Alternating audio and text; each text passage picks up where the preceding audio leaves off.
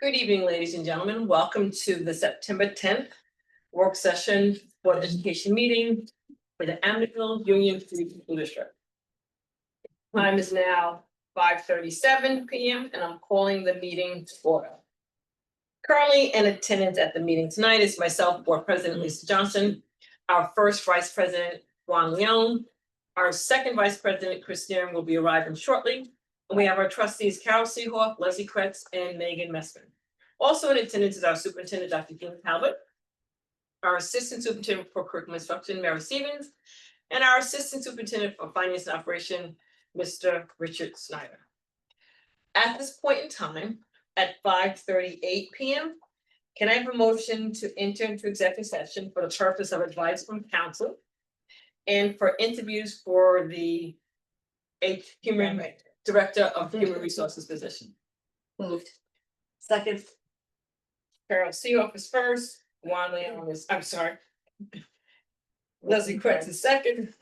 All those in favor? Aye. Aye, motion carries 5-0.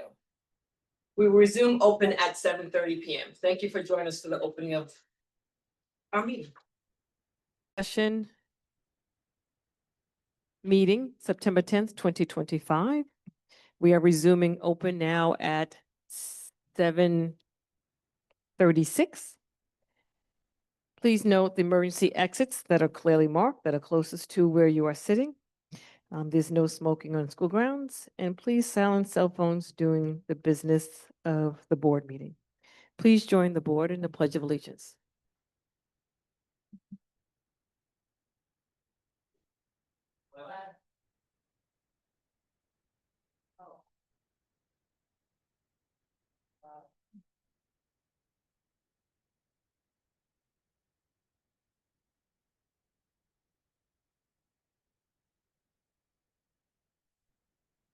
At this point in time, I am going to turn it over to Dr. Talbot, and then we will.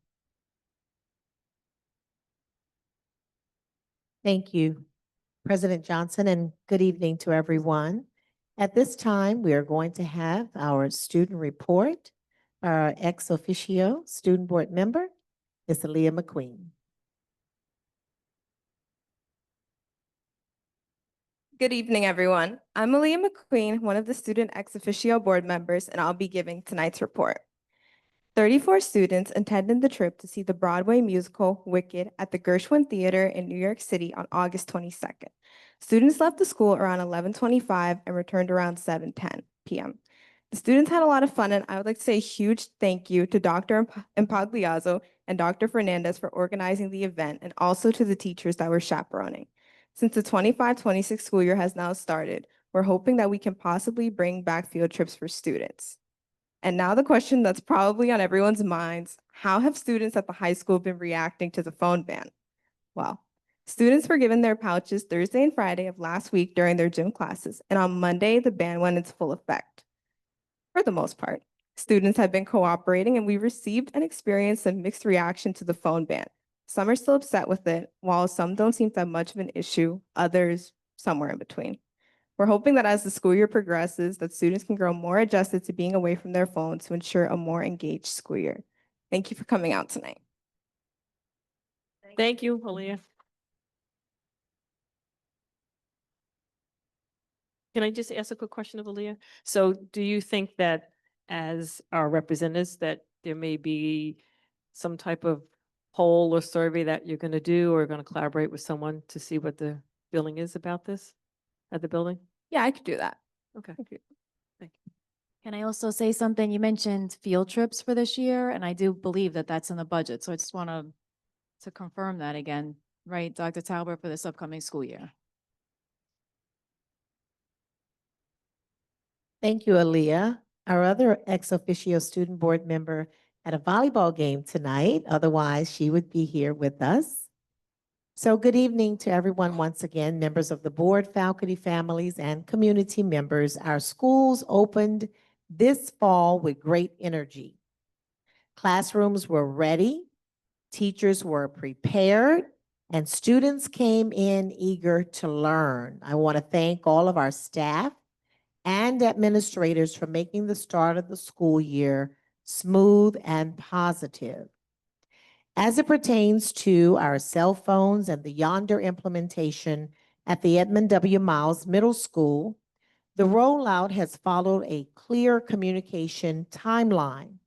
On August 26th, grade level orientations introduced the district policy, the Yonder pouches, and the state cell phone ban. September 5th, parents received an email reminder outlining the policy. September 9th, students attended assemblies to review the Yonder agreement and see demonstrations. Families also received a parent square update. I attended the 8th grade assembly, and there were a number of thoughtful questions by our student scholars about the implementation. So it was a very good exchange of conversation. Tomorrow, September 12th, students will receive their Yonder pouches, and September 15th, the full implementation begins. As Aaliyah has shared, the high school has really experienced a successful rollout. The teachers have reported stronger student engagement and fewer distractions now that cell phones and earbuds are no longer in use during the school day. As it pertains to transportation, transportation continues to be a top priority. I would like to thank Mr. Spence, Ms. Harris, and all of those who have been navigating the challenges and adjustments to improve routes across the district, and more specifically at Northeast and Northwest. We are monitoring daily these routes to make sure service continues to improve. And later, in just a few moments, actually, our coordinator of transportation will provide an update for you as to where we are. Tomorrow is a day of remembrance, and we would like to make you aware that our schools will be honoring this day with the message of hope and unity and love. At the high school, our art classes will have each student to write a message of love on a yellow star and affix it to a poster, creating a night skyline image. At Park Elementary School, one teacher in particular, Ms. Conboy's class, is registered for a 30-minute virtual show hosted by the 9/11 Memorial and Museum, which includes a live chat with curators, survivors, and first responders. The theme for this event is heroism and working together. Students at large will create a Choose Kindness poster by decorating a square that will be put together with others to show the importance of collaboration. At Edmund W. Miles Middle School, the day will begin with a special announcement honoring and remembering 9/11. An email has been sent to staff, and staff is prepared to discuss the significance of 9/11 in their classes. They will focus on themes such as resilience, unity, and courage. There will also be recollections from several guest speakers on site. At Northeast Elementary School, they will commemorate an assembly at 10:30 tomorrow, and they will also plant American flags on the front lawn in remembrance. A few upcoming events and updates. Pre-K begins Monday, September 15th. Picture Day was today at the high school and will continue tomorrow. The high school will host Back to School Night, E&L, and Title I Parent Night on Monday, September 15th. Also on Monday, we will begin our iReady benchmark screenings in grades 1 through 9. Applications for the Superintendent Student Leadership Council have been distributed, and we're looking forward to hearing back from students. Overall, the year has gotten off to a strong start, and I'm excited about what lies ahead for our student scholars. It's an exciting year. At this time, is it okay to move on to the presentations? We have two tonight. The first one will provide a transportation update. We're sort of going to give you a recap of some of the initiatives and some of the processes that we have been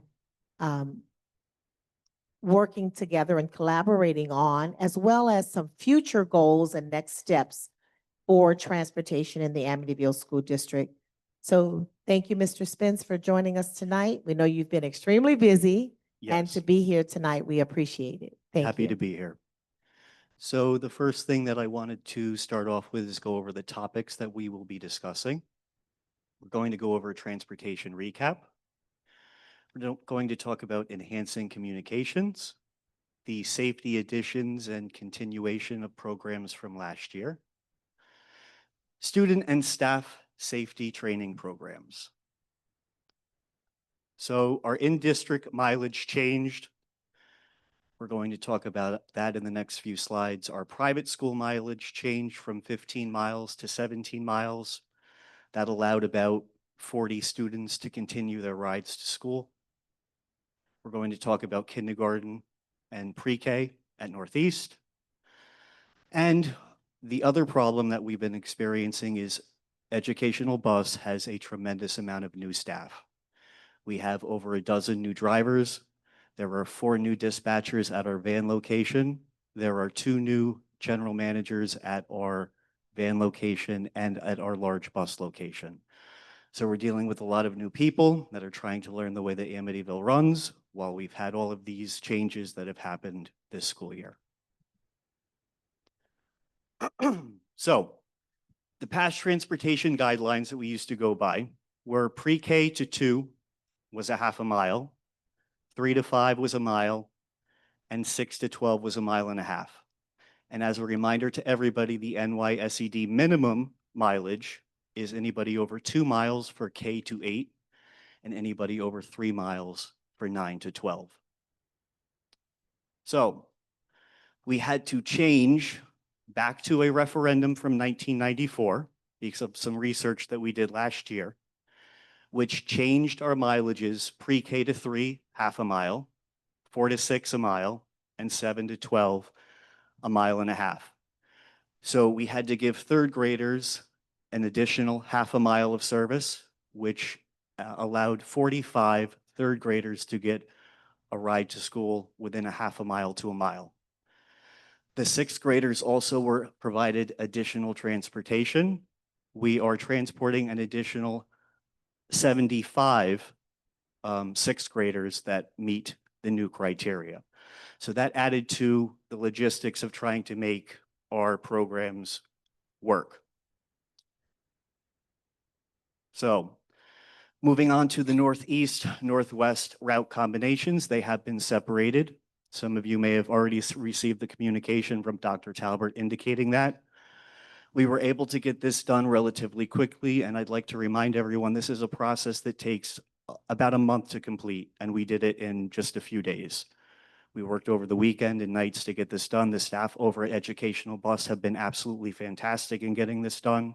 So we'd like to thank everybody that's been a part of that. We're now going to have 11 large buses servicing Northwest. We're going to have 7 large buses servicing Northeast. And there are not going to be any Northeast and Northwest students combined on those routes.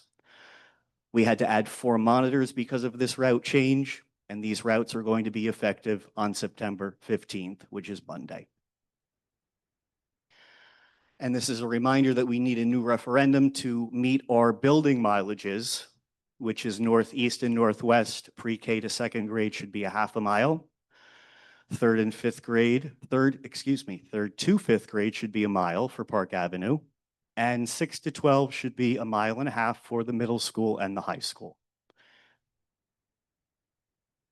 We're also continuing to work on the child safety zones that we talked about last school year. We've been working with BOCES on this and trying to get a plan. A reminder that child safety zones, if we are able to find them, we can get additional SED state aid for providing transportation in those child safety zones. So that would also be something that we would have to add into the referendum in May. We've been using issue tracking software since last year to put incidents and complaints, requests in the order in which they're received. So any phone call that we receive, any email that we receive goes into our issue tracking software, so we're able to figure out where we are and how much we have left to do.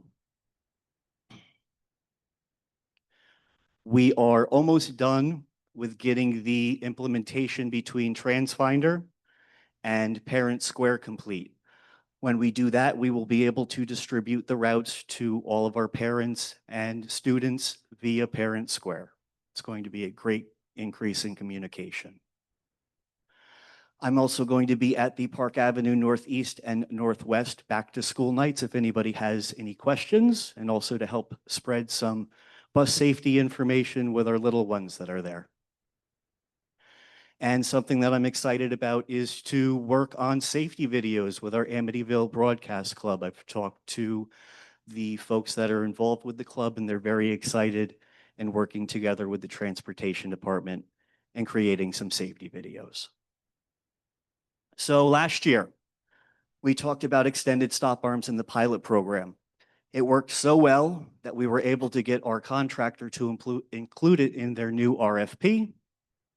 And we are going to be the first school district on Long Island to install fleet-wide extended stop arms. And as a reminder, it's that little arm that sticks out off the side of the bus that gives an extra 36 inches of LED lights flashing in the face of the motorist that's facing them. Another exciting addition that talks about lighting is a guardian angel lighting system. So as you can see from this picture above, it lights up the crossing area that students are in. So that way the drivers can see them, the motorists can see them. And in addition, if you look on the front hood of our buses, they have an additional red LED flashing light right in the line of sight where car windshields would be.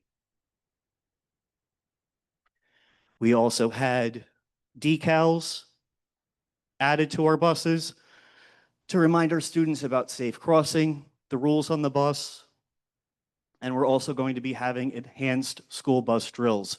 Part of the RFP was making sure that we had one additional school bus drill. Normally, SED requires that we do a minimum of 3. We are going to be doing 4 with our students this school year.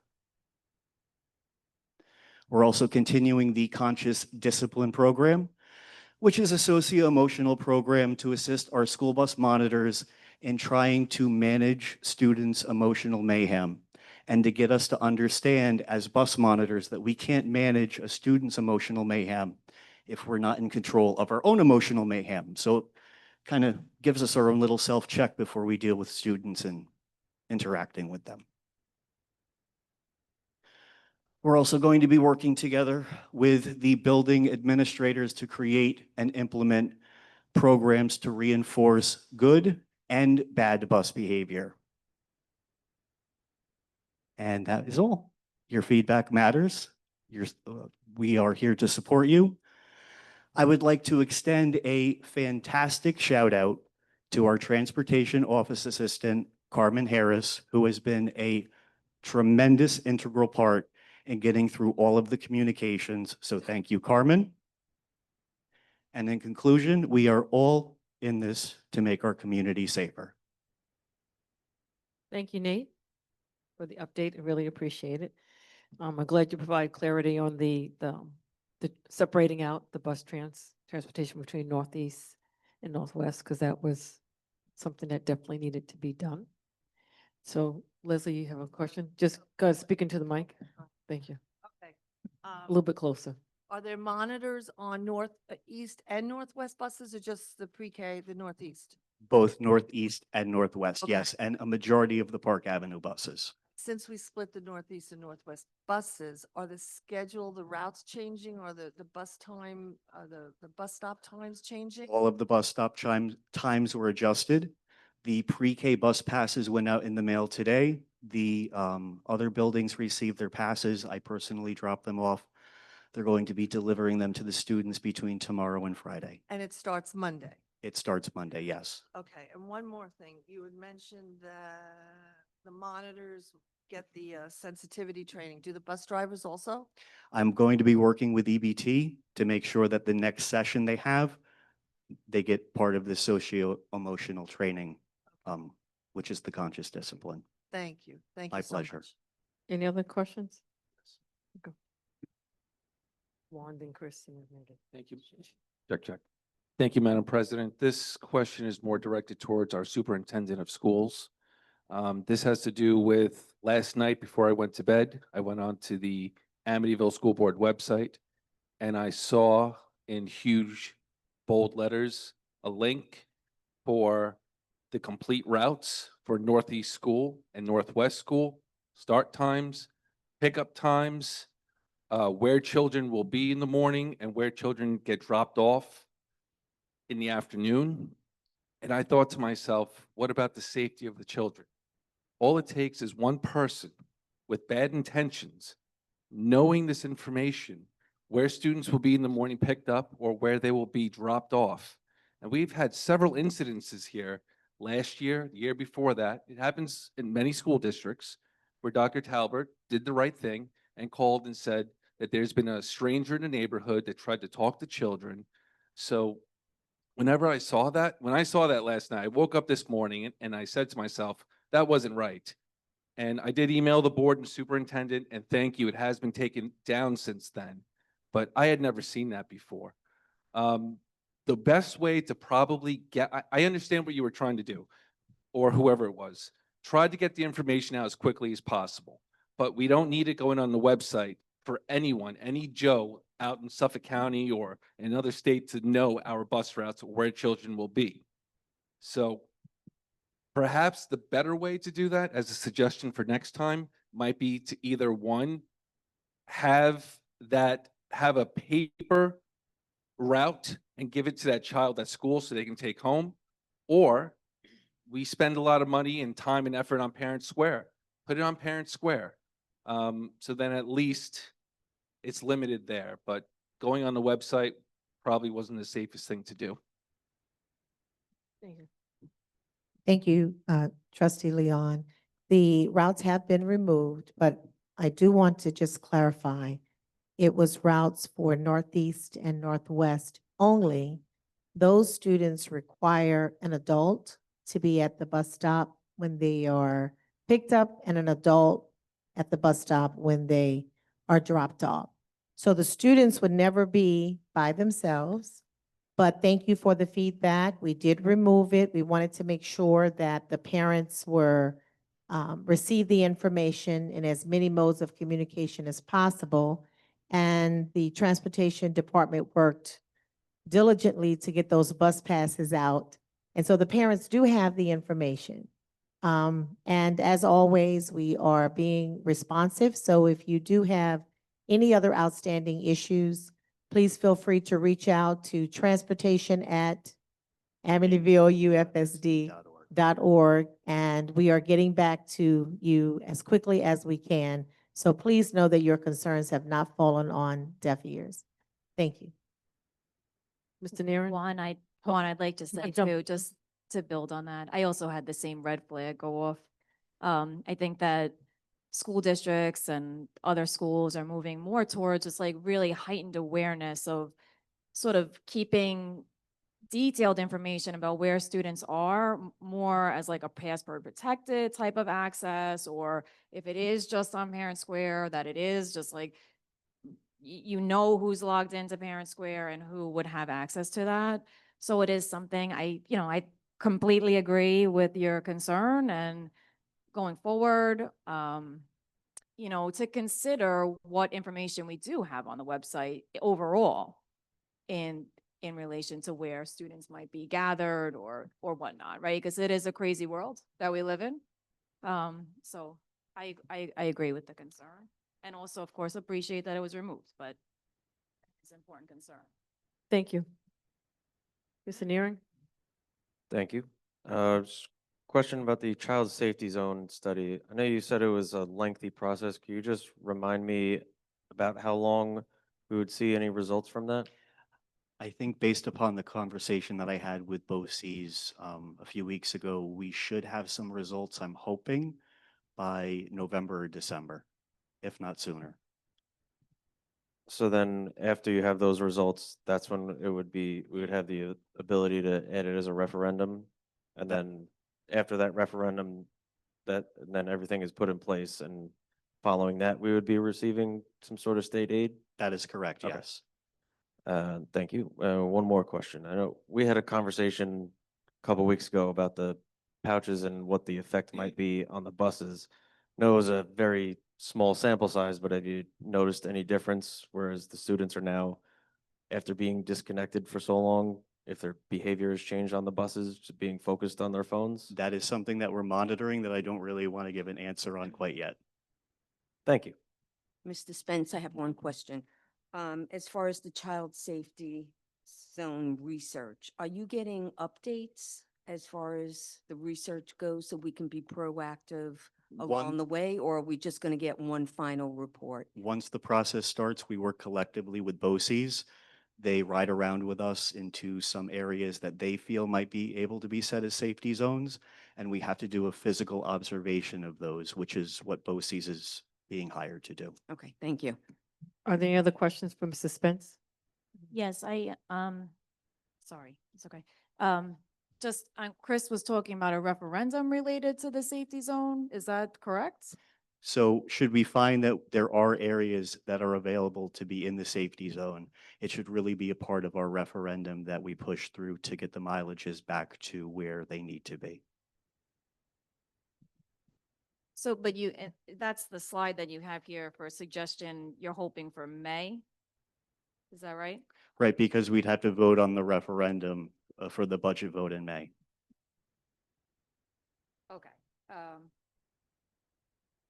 Okay, I see that you're putting, I get the concept that it's per building, but I don't know, I mean, the third graders right now are at the half-mile mark, and I think parents are probably happy with that, coming out of Park Avenue, that their third graders don't have to be a walker. We have been experiencing some logistical issues where there are third graders that also either have a fourth or fifth grade sibling, and we're not allowed to have them ride.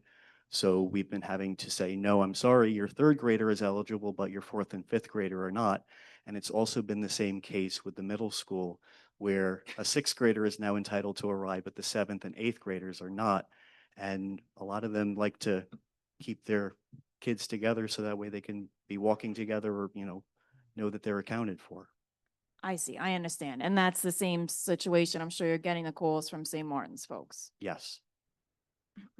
Mr. Spence, are some of those buses empty where we could be taking on older children? That's something that I'd like to review throughout the year. Okay, We did do student counts on our route last year that I retained, right. and I'd like to continue those starting in October once everything is straightened out, the drivers are comfortable with their runs, because we don't want to have them do counts right now while they're still learning how because everything works. I have been getting feedback that some of the buses are relatively, empty. So, thank you. That is something we can work on, yes. Thank you. Any other I- questions in regards to this? And the contrary, I had heard feedback that the buses were full. It depends on which one and which route it is and where it goes. Jump in. So, thank you. I do have one more question, and this is more directed to the superintendent regarding the potential referendum. I do see on our schedule for board meetings, October 22nd is listed in parentheses as an audit committee meeting. Is there any chance that we could get a projected cost for transportation to bring it back to the level that we had before we had to reduce back to the 1994 level, putting the safety zones aside? Whatever we get from the safety zones is on top of that, and that's great. But I would really, really appreciate and like to start the planning soon.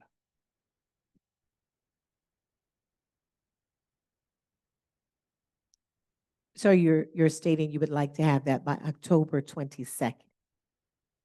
The cost. I'm asking, is that feasible? So Mr. Snyder. I'd have to defer to Any way Mr. else? Spence in terms of the route analysis and what that would look like. Okay. I think it may take just a little bit more conversation and sitting down and projecting the factors that would implicate us being able to produce that by such time. But we'll work on that. Okay, but hold on, it's not very difficult. It's not extremely difficult. We know how many children that we service right now.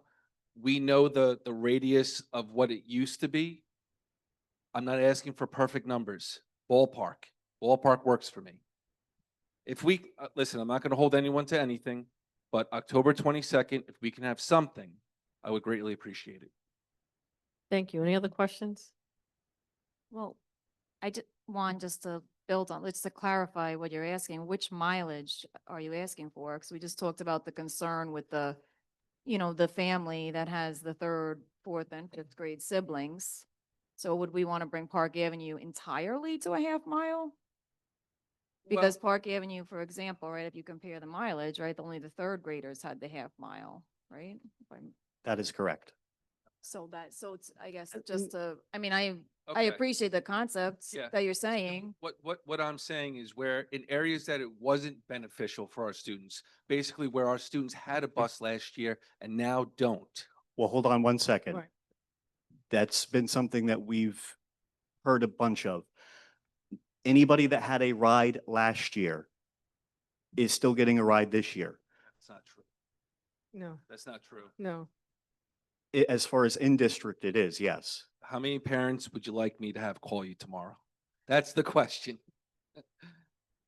Okay, you know what? I'm not going to argue that. If that's your position, that's Because your we position. added mileage, we didn't subtract mileage. So we added the number of students we were transporting instead of subtracting them. So let's look at this a little bit closer to make sure that if there may be some, there probably are some students who maybe had transportation last year, but they don't have it this year. So let's look at it a little bit closer before we say,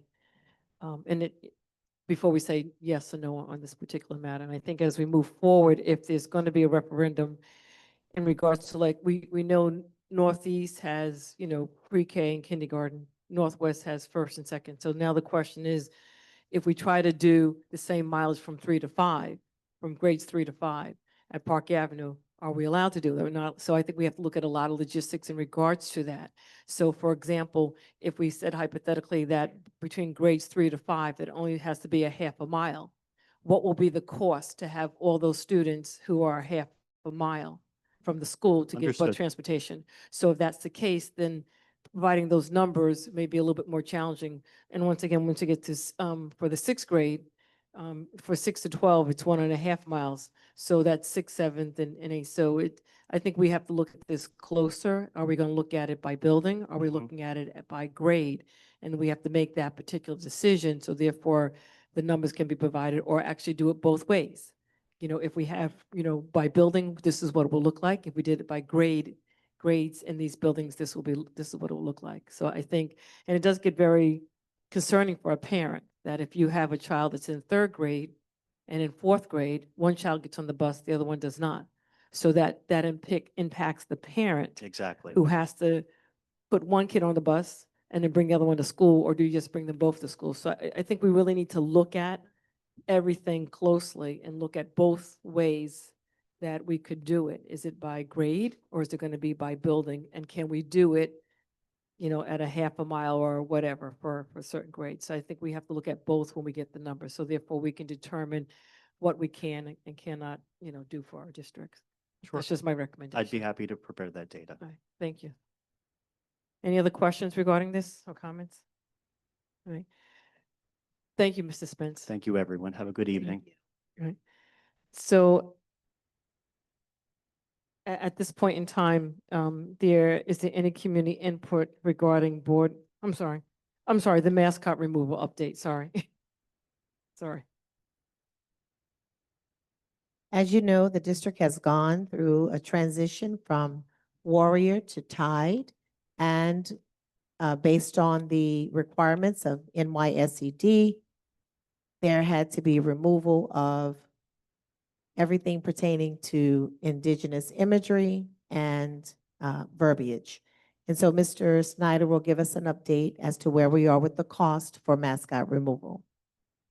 Most of the costs are in. There's a couple of smaller estimates in the figures that you see here, but we have a very high degree of confidence that to date, we've spent $200,495 removing the mascot imagery and the words. The largest expenditures came with the gym floors, the sanding and the repainting. The number at the very top, 149,000, is the high school, middle school, and this building. And then looking at it, everything from bleacher seat replacements, signs and plaques, all of the windscreens on the athletic fields. All of this is really the high school. Awnings, an outdoor dedication sign, that's an estimate right there, although I think the numbers actually come in. And then some benches and seat cover replacements. So in total, that mandate from the state education department totaled just over $200,000.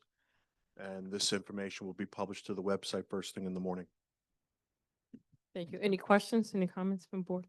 Yeah. Or Mr. Naren? What would you say is the main driver of the reduction? And I know you weren't part of the estimate, but what would you say is the main driver of the reduction in the cost? Of the savings, I Yeah. think the gym floors came in cheaper than what we thought, and to a lesser degree, some of the other things, but there was some savings on the gym floors that came in lower than the estimates. Thank you. Any other questions or comments? Yes, one quick question. Thank you again for putting this on for us. I know I asked you about this, I don't know when it was, but yeah, thank you for doing this. My question is, I don't expect you to have these figures right now, but is the state reimbursing us anything for some of this work that's being done? Sir, I'm not aware of any communication from SCD that would reimburse us for these costs. Okay, this wouldn't, Hasn't been mentioned at any Okay. of the business official meetings. I haven't received any emails from it. I'm not aware of it. And I think if someone in cabinet would have seen an email somewhere. So the answer, sir, is today, no, there's no reimbursement for this. okay. I just wasn't sure if this fell under a capital project, because I know sometimes when we're doing bigger projects, we submit the plans to the state, they chip in a little bit, but not in think- this situation. No, based on the deadlines of the mandate from the state, we didn't have any opportunity to do this under a capital work where maybe we could have gotten our building aid reimbursement for that. So no. Okay, It's thank you. pure taxpayer funding now. That's great. Any other questions or comments? Thank you. Mr. Thank you Floyd. very much. Now, at this time, if there's any community input regarding agenda items only. Hi, Patty Deek, 86 Union. My first comment was not what I came up to say, but in regard to your comment, trustee Leon, I feel like it would behoove every taxpayer in every district affected in the state to band together. The words class action come to mind because my tax dollars are going not as far in this district as others who didn't have to do this non-funded mandate. And that's very upsetting to me. But I digress. My question was, am I correct when I look at the transportation numbers with the 1990s and the third graders, was third grade at Northwest at that time? So we were broken down by building when we had that old set of mileage numbers. And so reverting back to it does make less sense now that we've redrawn the lines with who's in what building. So I just throw that out for information. And finally, my last question is transportation related. I know that it is not the school district's responsibility to hire or find or put in place crossing guards, but I'm aware that we have what I would say, if it's more than one, it's a significant number of children traveling from south north to Park Avenue. And being that they could be fourth graders who aren't even 9 yet, walking to that building, and even our high schoolers coming from East Massapequa, I do believe, especially with all the work being done on Merrick Road, that we need crossing guards on Merrick Road. I'm particularly concerned about the corner of Ketchum and Merrick Road. So I wonder, is that possible for us to initiate the conversation with the village, who I believe would be responsible, the village police and the mayor would be responsible for putting them in place? Could we request a conversation?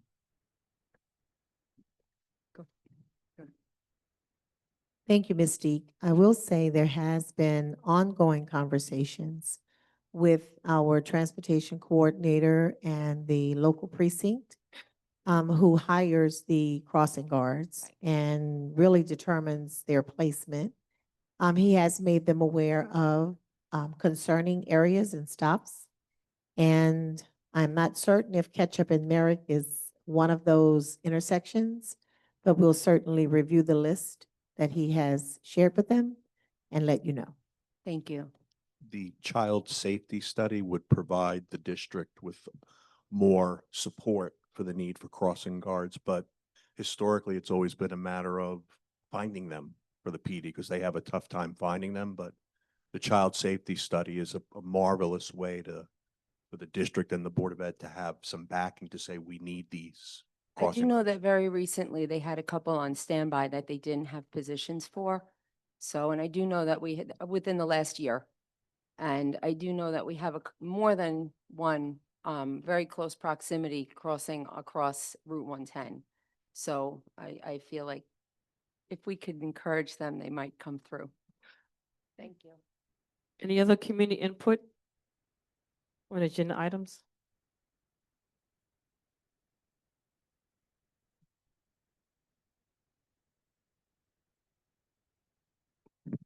Good evening, everyone. Yolanda Carter, 97 Bryan Avenue. I listened to the presentation from the Superintendent of Transportation, and some of the things that I just jotted down talked about community safety, child safety zones, et Just cetera. kind of speak to us. Sorry, That's okay. child safety zones, et cetera. I understand that there was the 1994 reverted back to the mileage and all of those things. So I understand all of those numbers. No, keep going. Today, I'm here as a parent, not talking about numbers, talking about children. I'm one of the moms, my neighbor who's sitting right here. Both of our sons live on the same block. They are in 4th grade this year, meaning last year they were at this same school at Park Avenue. Nothing changed. We were in the same house, living on the same block. The kids are attending the same school. And originally in the summertime, when we got bus passes a week before school started, both of them indicated that the kids were walkers. So to our surprise, that made no sense. I came to the transportation office to find out what was going on, and then I learned this information about mileage. I literally just Google mapped my house from here, and it's 1.1 mile. I don't understand why, one, the bus was removed. They said between 3rd grade and 4th grade, there was a difference. It is still a mile. That's number one. Number two, the bus was then reinstated. They did give me a bus. They gave us a bus. However, the bus stop that they had was a bus stop that they gave my son when he was in kindergarten in 2021. I pulled up the email that I had sent to transportation back in 2021 that stated that the stop that they gave my kindergartner had no sidewalks. So literally I was standing in the street with the child. It was an issue then, and it got resolved and changed. Every year since then, there's been an issue with that stop versus the block over, which is actually our block where there's 2 sidewalks that my child can stand on.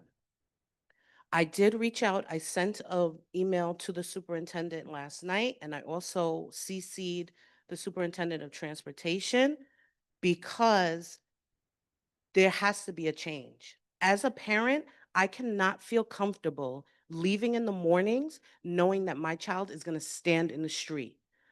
It's fall is coming, winter is coming. Today it was raining. Thank God my husband took off because he was able to stand out there, but we are a working family. We are not able to take our child to school. My child has to get on the bus. And as the young lady said over there, the parent, we're taxpayers. My child is entitled to a bus, period. He's not a big high schooler. He's in the 4th grade. He's still young. And I would not feel safe with him standing in the street. In my email, I also indicated that where we're located, the 2 blocks that go down the street go to the Dodge dealership, where sometimes some of the employees there, I guess they're bringing the cars or whatever it is, they're flying down the block. I cannot be fine with the fact that those 2 boys are standing in the street when the bus stop can be moved just 1 block over. So I know that Superintendent Spence sent me an email basically saying that it would not be changed. And based on the New York State Department of Safety Routes and Safety Stop Guidelines, which is 160 pages, I printed out the parts that reference the school bus stops. They talk about the district making judgment calls. They talk about how sidewalks need to be reasonably safe. There are hazards if there's no sidewalk. It talks about where the footage should be. And again, I don't understand why, if this has already been a complaint, I understand if computers are in place to make things effective and efficient. However, there has to be special cases. There needs to be human hands that actually look at those specialized cases and not just send something to the masses.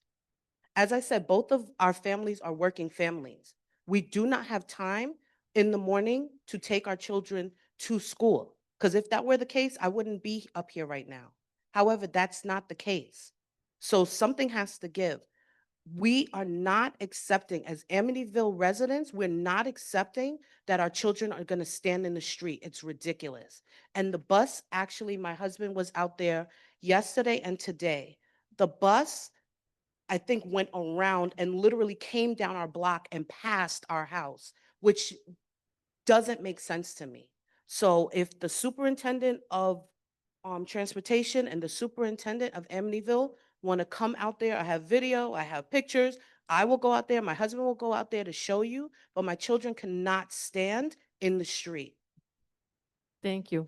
So Thank we have the information and you said you sent an email to Dr. I Talbot. did. So she'll get back in contact with you and we'll follow up on the matter. Thank Thank you. you. I did have the opportunity to respond to Ms. Carter to let you know we would be looking into your matter. So I don't know if that communication came before, from Mr. Spence before or after my response. But either way, we will certainly follow up and get back with you.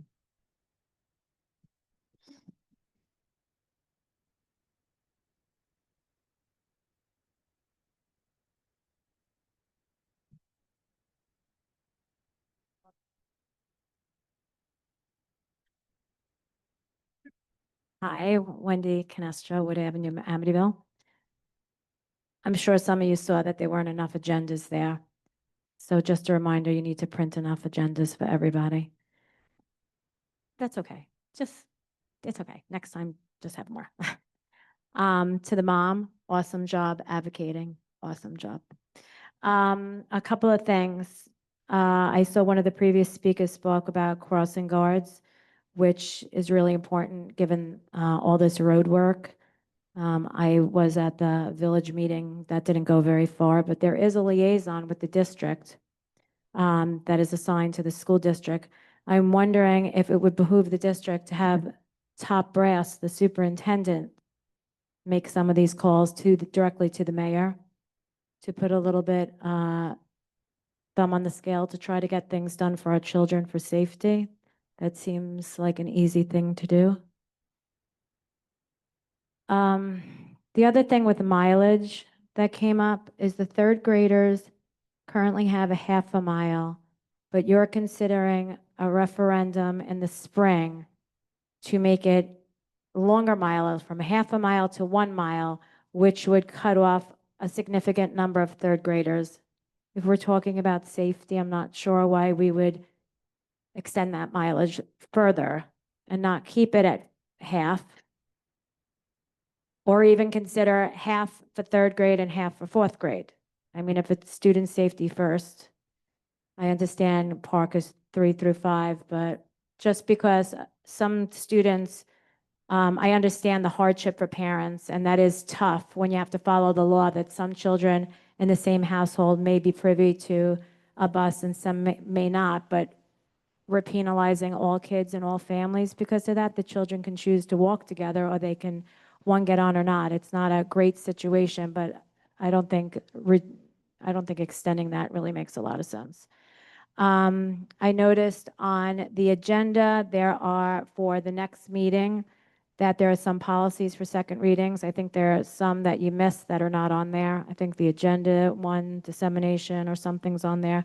There are quite a few, I think, that are not on there that still need to be, that were at June 1st reading, that were June for first readings, but aren't on there for all the way in September. This whole time, months went by without that. The last thing is, by the way, I understand logistics and everything. Children should not be standing in the street. I feel like you got to fix that. You got to get that done. Board of Education is advocates for the community. You need to get on that. The last thing is about the removal of stuff for the mascot. $13,000 for the bleachers, $10,000 for banner signs, and $10,000 for windscreens. Why did it cost $13,000 on bleachers? I believe when we did a walkthrough, you could just peel the decals, the banners, or like the windscreens. Why is it costing $10,000? Just because you take something down doesn't mean you have to replace it right away. I know you have $2 million you got, but I'm just wondering, for instance, with the bleachers, why is that $13,000? I remember doing a walkthrough and those things were easily pulled off. Dr. Talbot, I'm not too sure if you want to answer that now or not in regards to, I'm not too sure if it's easily peeled off or not. So I think it took more than to come off, but I'm not too certain. I don't want to speak out of turn. So just kind of, I'm going to have some maybe answer the question. And if not, I'm just going to give you like another 30 seconds because the timer did go off and I waited till I started. But do we have any idea? I can ask the Director of Facilities to provide those invoices again to the board with an analysis that addresses that specific question for Friday. Okay, and how it was removed. Okay, thank you. Right, because if it didn't need to be, it just seems like a waste of money. Okay, that's it. Thank you. Thank you.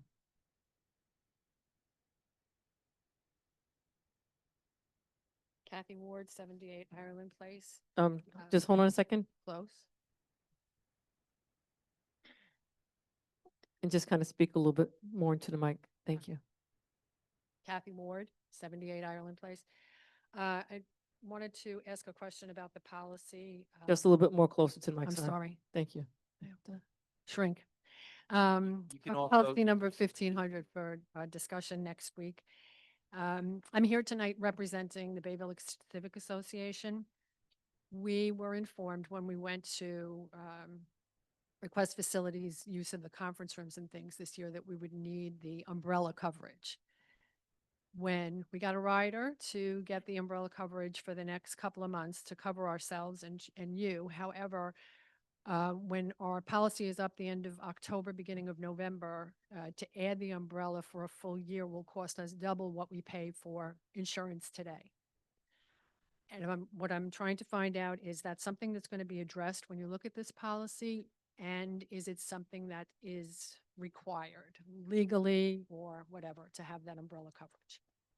So when we get to that section of agenda review, we will discuss that. Okay, thank you. You're welcome. Any other community input comments before we get started? I'm sorry, I'm going to be really brief. In regarding the facilities use with the 1500 as far as insurance, those are standard insurance. This is what I do for a living. Those are standard insurance. I was on the policy committee. Also, the business official at the time said that they ran it by NYSER, which is a district's insurance company, and that these are the recommended coverages. Thank you. Yes, like I said, we're going to discuss it when we get to that portion of the agenda, so everyone is updated. Okay, any other community input regarding agenda items? All right. So at this point in time,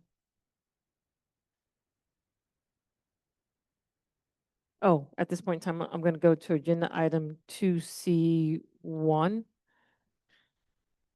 which is the superintendent goals and evaluation tool. So can I have a motion for agenda item 2C1, please? Motion.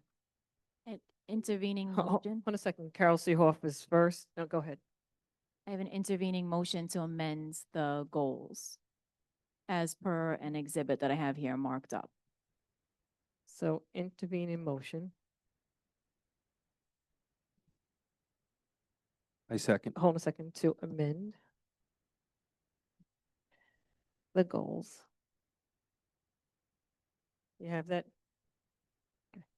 That was Megan Messman is first.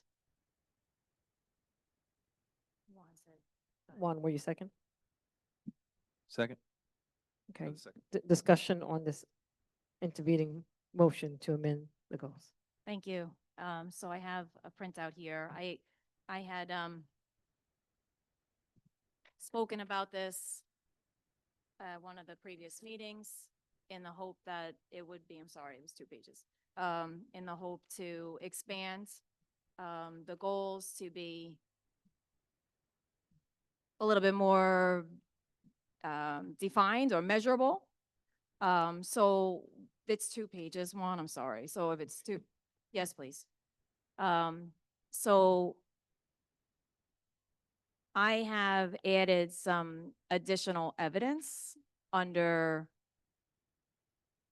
number 1, district leadership and vision. That's all one. Okay, sorry, it's still making its way down. For consideration. Has it made its way down? Yes, I think Okay. everyone has. Yeah. Okay. Okay, so we had talked, and I think I was even asked that I would go back and give consideration to what I would suggest. So this is my suggestion. So under the evidence, the strategic plan, cards, I didn't change anything there that Dr. Talbert had included.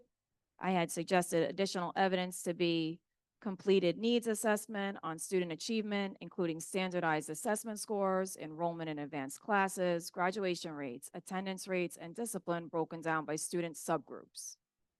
Evidence of stakeholder participation in plan development, including attendance logs, stakeholder surveys, and meeting agendas. And a draft of final strategic plan documents that include a mission, vision, goals, and key performance indicators in the form of SMART goals. So that was under item 1 regarding a 5-year strategic plan. Item 2, student growth and achievement.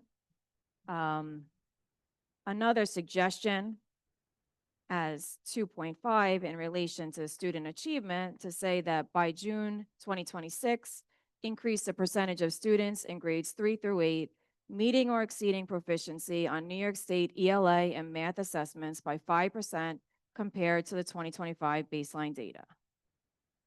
If you flip, it's double-sided. Some additional evidence suggested include pre-post reading scores for students in the AI pilot versus non-pilot classrooms, disaggregate pilot results by subgroup. Hours of AI-supported instruction logged per student, percent of teachers using AI curriculum with fidelity, documentation that the POG rubrics, crosswork, walk to state standards, percent of students completing portfolios and capstone projects, percent of K-3 students meeting grade level expectations, percent of students meeting reading growth targets mid-year and end of year, disaggregated, classroom walkthroughs documenting science of reading aligned practices, percent of teachers completing science of reading training, percent of students at above grade level on iReady diagnostic and disaggregated, percent of students meeting or exceeded math growth benchmarks mid-year and end of year disaggregated observation data showing reveal math lessons are implemented with fidelity. Under district culture and learning environment, objective 3.2 for consideration by June 2026, reduce chronic absenteeism by 10%. 3.3, increase participation in advanced coursework by 15%. which suggested evidence of reduction in office discipline referrals, suspensions, and chronic absenteeism in 25-26 compared to 24-25. Agendas for the monthly MTSS team meetings, survey data from families on whether SEL supports are visible and perceived to be effective, student enrollment in advanced coursework compared to 24-25 school year. Under 4, additional suggested evidence, survey data showing whether families feel they have a voice and whether engagement activities are perceived to meet their needs, percent of district communication translated into top languages and distributed on time. And lastly, under 5, additional suggested evidence include in report subgroup analysis and recommended actions for staffing, boundaries, and capital planning tied to the findings, and include in report a crosswalk showing how budget allocations support literacy, math, equity, and other strategic goals. Thank you. Does anyone have any questions in regards to what was provided to us? Well, Madam President, I said at the August 25th meeting that I would be in favor of measurable goals. I think what the superintendent proposed to us is good, but basically saying that we're going to do better isn't really a measurable goal. So I do appreciate trying to increase our academics, especially in all academic areas, really, not, math, science, reading. And I also like the idea of trying to reduce our absenteeism, especially our chronic absenteeism. So I would support that. Thank you. Any other comments? Yes. I do support measurable goals, as I'm sure many or most professions, when they have their evaluations, they have goals that they can be measured on. Although I agree that reducing chronic absenteeism is a very important thing. I know that there's a lot of factors that are involved in that, so I don't know if that number is a realistic number or not. It's definitely a good thing to reduce it by that much. I just don't know if enough about that to really say that that's a measurable number that can really be compared to. Sure. The 10%? Yeah. Yeah, I know there's a lot of outside factors that are not really controlled by the school at all. right. Sure. We do have dedicated staff for attendance, and I think that it has always been a goal to try to reduce the absenteeism, and this is just a suggestion to put a target there. And if the 10% seems high, I mean, it's, maybe we discuss a different percentage, but it's just a suggestion to try to establish a goal to work towards. Yeah, I don't have any objection to the suggestion, just stating that 10%. feel like that maybe somebody that's more informed in that exact area might have a better idea. And I don't, so thank you so much for providing this information to us. So now we're left in a situation where we're just looking at this information for the first time tonight, even though there's been some discussion about changing some of the goals and some of the evidence for this, for the superintendent evaluation. So the way that I feel for myself right now, I want to stay with what we have, but we still can continue the conversation about changing or modifying any of the evidence that we would like.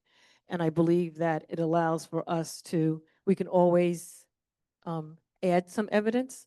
It's not a problem with it. And please, Mr. Sheenan, if I'm incorrect, if there's something that we see here that we feel is really relevant, it allows an opportunity for us to discuss it further with Dr. Talbot and make sure that we can put it in. Or if we as a board would like to see it, we can also have it in as well. So can all we're doing tonight is just approving the tool that we're going to be utilizing, which would be the NISBA tool.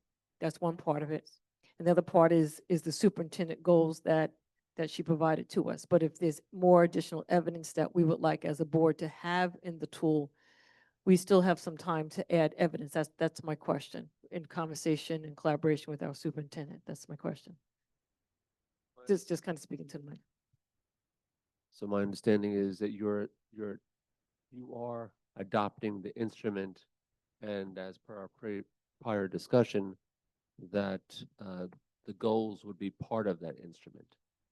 So that was the understanding that was going to be done by resolution. So discussion of the goals in that instrument is appropriate prior to adopting it.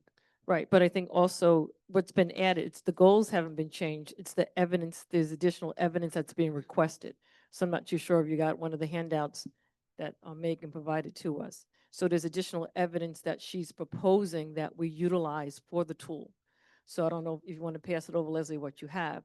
So it's not changed. So right now we're voting out on the goals and the tool, but any additional evidence I feel is, some of the evidence I think may be valuable evidence, but we need to look at it and discuss it further as a board, as which evidence do we want to add to the superintendent's tool and which ones do we don't want to add. So it's not changing of the goals or unless I'm looking at it wrong, we're not changing the goals or the tool, we're just talking about what evidence that we want to add. There's some, yeah, so if I'm looking at it correctly, it's like additional evidence. And I think under, yeah.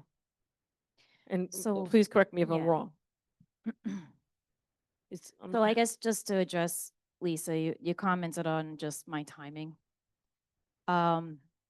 We got the tool filled out on Friday, and I was working on this late last night, and I finished it around 4:30 when I left work, and I came straight to executive session. A lot of it is additional evidence, right? So under 1, Right. just asking for more backup to the plan development and how it was done.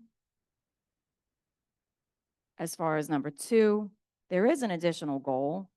It's in line with what we approved last year, of the 5% improvement on the test scores. So we didn't have a specific target that was defined for student growth. And I did mention that a couple meetings ago. But I was asked to go back and revise. So this is my suggestion.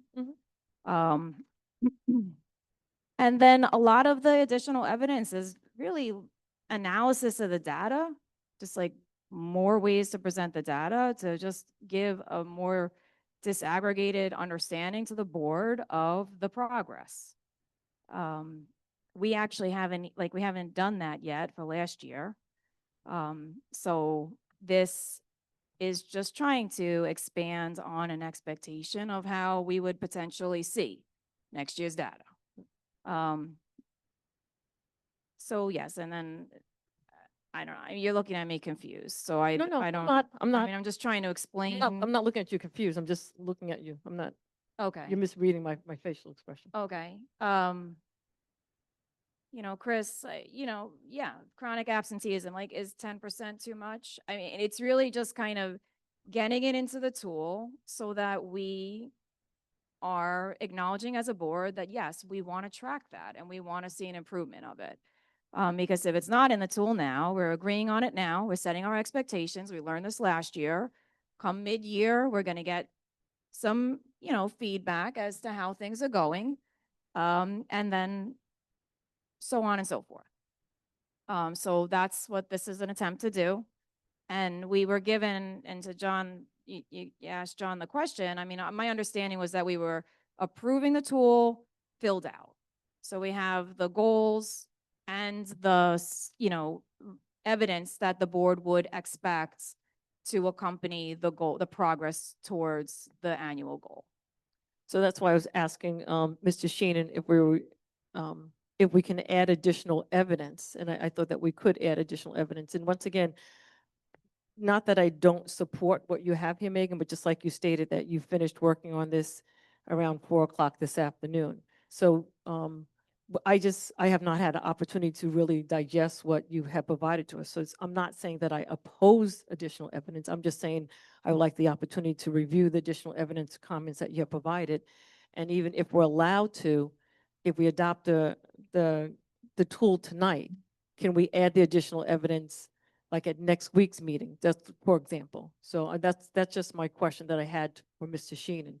If we're allowed to, if we're adopting the tool, does tonight make the final night that we can add any additional evidence? I thought that we were if we do it in a timely fashion by next Wednesday, for example, it allows Dr. Talbot to be aware of what additional evidence that she would be required to provide to the Board of Education, but it also allows us as a board to review the recommendations for the additional evidence as well. That's just my question.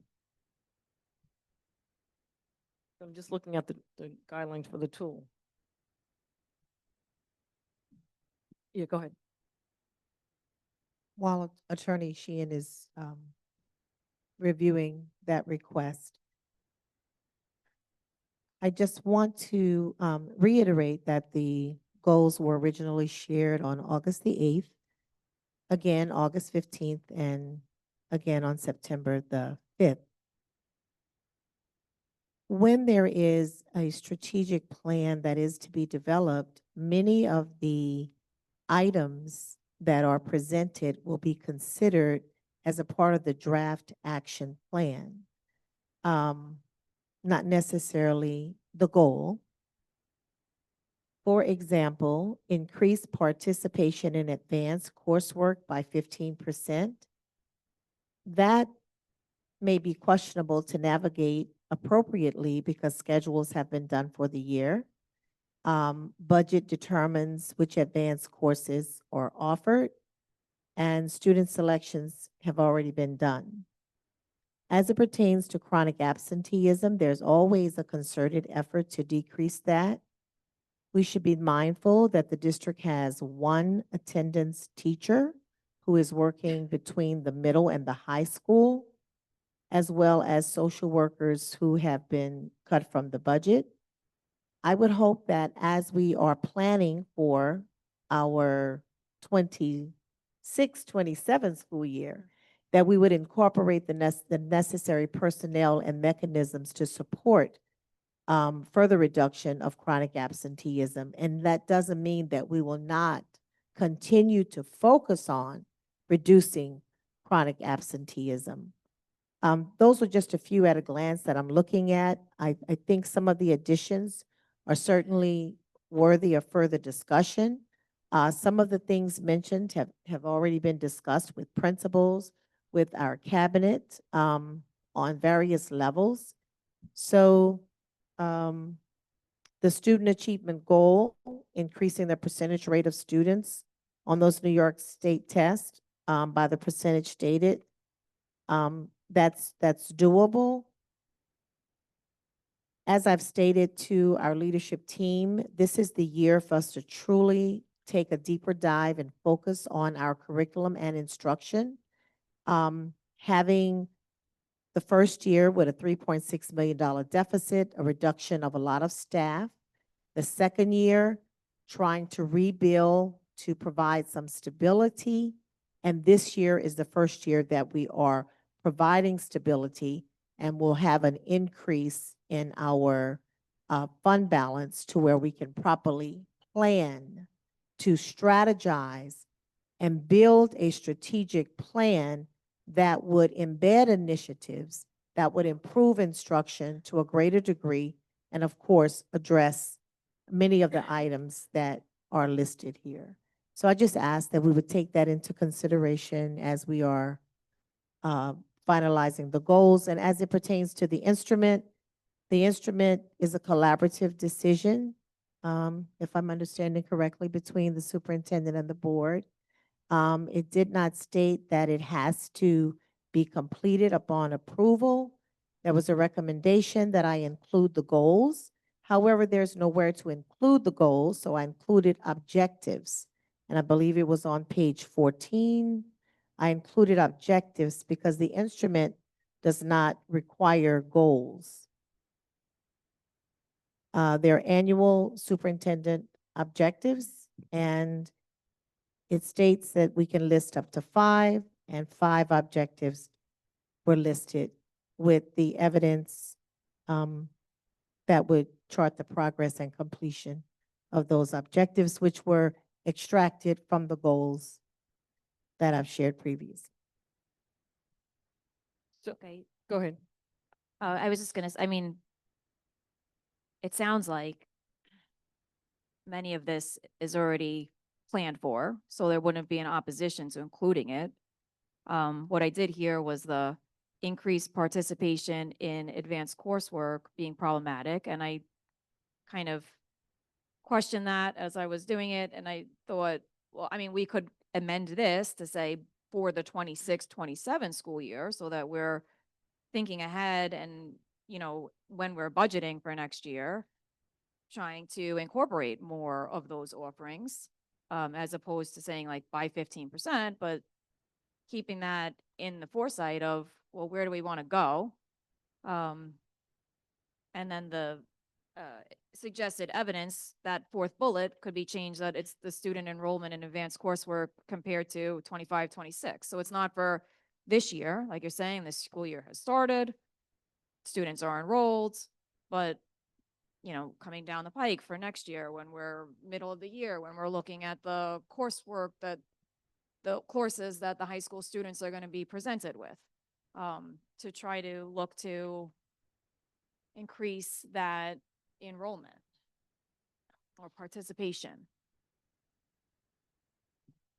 So I'm just asking one question. Can you just do me a favor, Megan? Just go back again to the first page, Okay. right? In terms of additional evidence, starting with 1, was there anything that you wanted to, I was looking at 2 different things at the same time, so I just want to make sure I heard all your comments. No, it's at the bottom of the second page. It's the district culture and learning environment.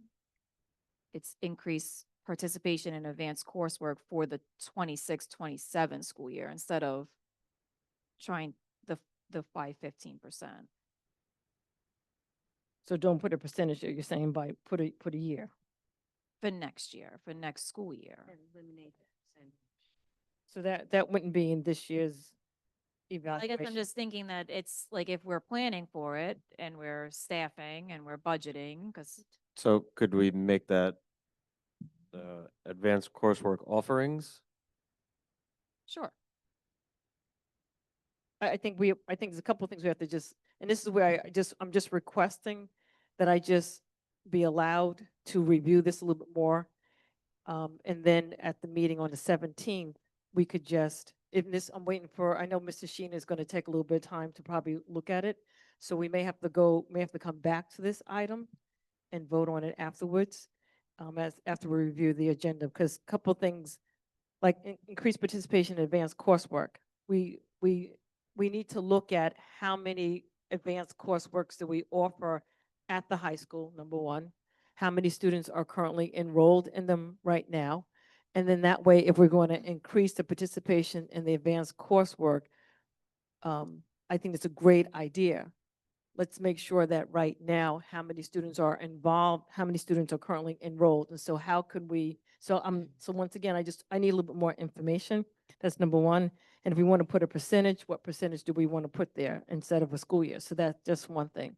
I'm going to go back to the first page on the district leadership and vision. I just need to be able to look at this a little bit more closely. Once again, I'm not saying I'm opposed to this, but I have not had an opportunity to read this through, ask any questions that I may have on this. So I'm just asking for that courtesy just to look at this a little bit closer. And then even while I'm sitting here, even if as we're going through agenda review, if I'm able to just kind of look at a couple things and kind of go from there. So if we're able to, as Mrs. Sheen looks at it, if we're able to adopt the tool, but make adjustments to the evidence, because there's 2 things. There's evidence of progress or completion on page 14 and 15, but then there's also evidence that we may request, and that's the other part too, for the standards, which start on page 5, right? So that's what I'm just So I'm just asking for the board either A, if we're allowed to adopt it as is, but add to it, that's number one. And as Mr. Sheen is taking a look at it, maybe we can go forward with reviewing the agenda for September 17th and come back to it. Right. So the regulations, what the regulations state is that what must be filed with the district clerk by September 10th are the procedures for evaluating the superintendent of schools. That is the language of the commissioner's regulations, and that's what's legally required. So the procedure is just having the tool. That's the procedures, how the process by which the board will evaluate the superintendent of schools, the procedures. It has to be complete, that's what you're saying. No, So I'm saying that that's the language. It doesn't say tool, it doesn't say instrument, it says procedures. Procedures being the process by which you're going to complete the evaluation. Right, so it's a procedural issue. In other words, it's not a substantive issue, it's a procedural issue, that being the procedures, how you're going to evaluate the superintendent of schools, the method by which you're going to come up with an evaluation at the end of the year. That's what the regs say. They use the word procedures. That's what you have to adopt. so I think what I'm not clear on, when we're saying procedure, because all the past years that I've been doing this, we would adopt a tool, which is part of the procedure. And there were times with previous superintendents that we adopted and I was not the president at the time, that we adopted what we're going to utilize, but then we worked on adding in how they were going to, what the evidence would be, and it was done in a very timely fashion within a month's time. So therefore, everyone, the superintendent and the board knew what was going to take place. So I think that's where I'm kind of giving you a look. I'm not too sure. My biggest question is, can we add to the evidence by next week? That's just my question. So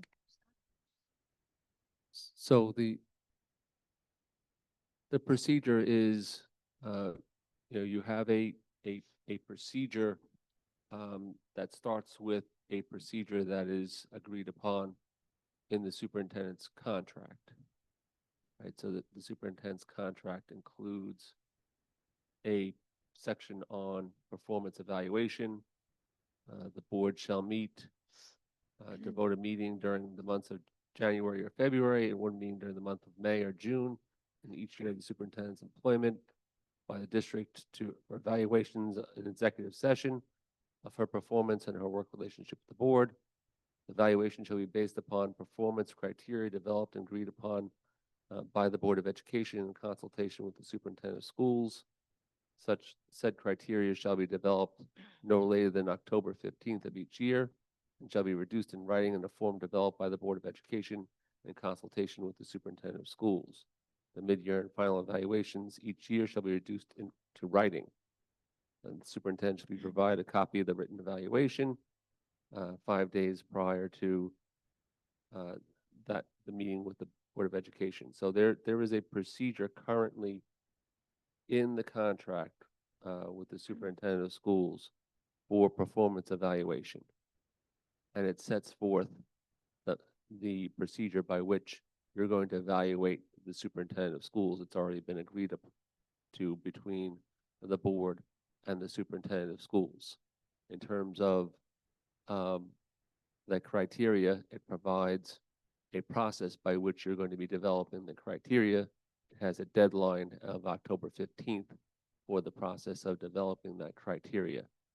The criteria is the method by the standards by which you're going to assess the performance of the superintendent of schools. And in my opinion, that would include the evidence by which you're going to judge and that standard. So the procedure, the outline of the procedure is set forth already in the contract. The contract already sets forth the procedure by which you're going to develop the, the criteria, performance criteria to be developed by the board in consultation with the superintendent. Right, so, this is my recommendation. There was an intervening motion to amend the agenda to add the goals, right? We did a first and second, we just had a discussion on it. I'm just gonna try to wrap this up. I think everyone has had an opportunity to voice their opinion on it. If please correct me, Mr. Sheenan, if I'm hearing you incorrectly.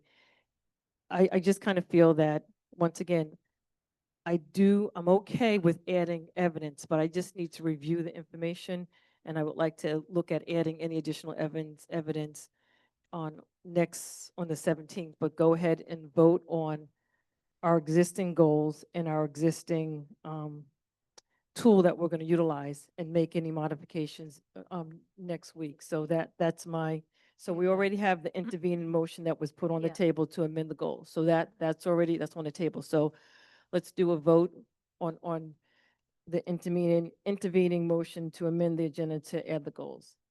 So all those in favor of the intervening motion to So amend, we're just voting to what we're to voting, amend the agenda no, right what we're now? voting on. So Megan made a motion, an intervening motion to amend the agenda to, with the goals and the evidence that she provided, to make that part of the superintendent evaluation tool. So that was her intervening motion, to adjust the goals and the evidence connected to what she provided to us.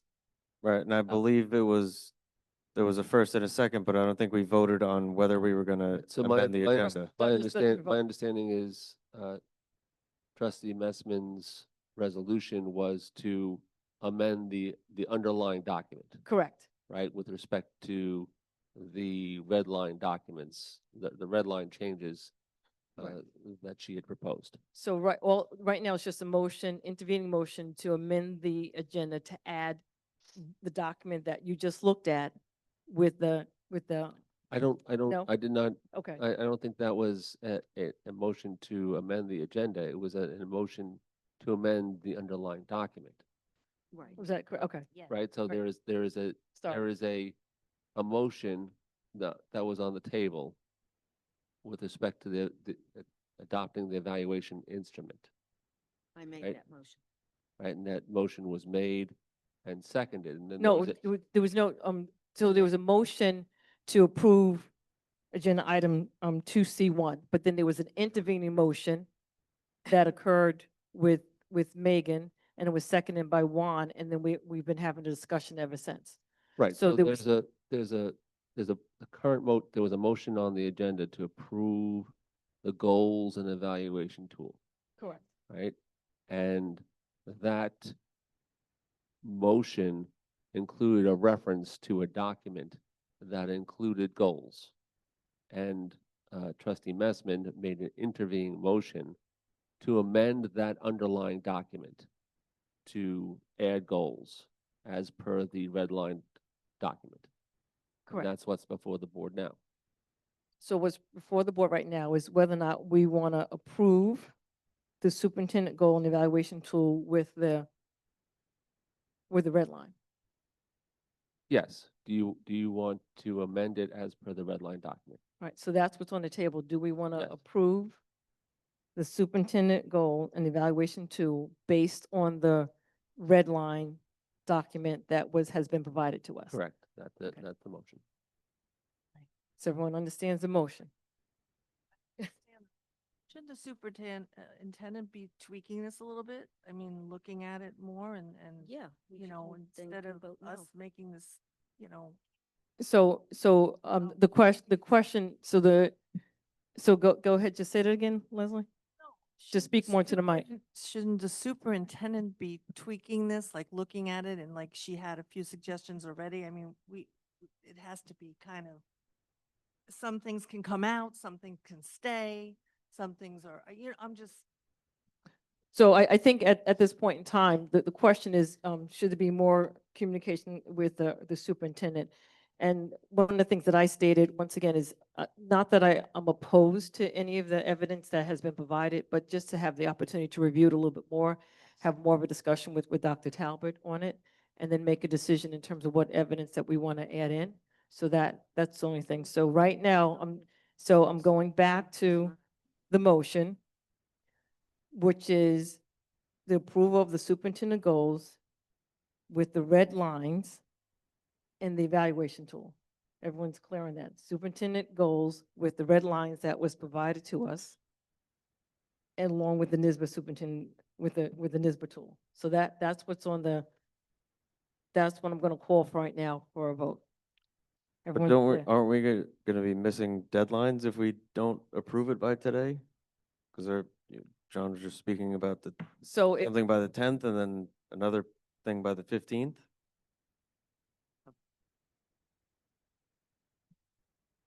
So what you're obligated to prepare, approve and file with the district clerk by the 10th are the procedures, right? And the contract with the superintendent requires criteria to be adopted by October 15th as part of the previously agreed upon evaluation procedures between the board and the superintendent of schools. What you have before you now is the evaluation tool and the goals associated with it. And there's been a motion to amend those goals as per the red line document.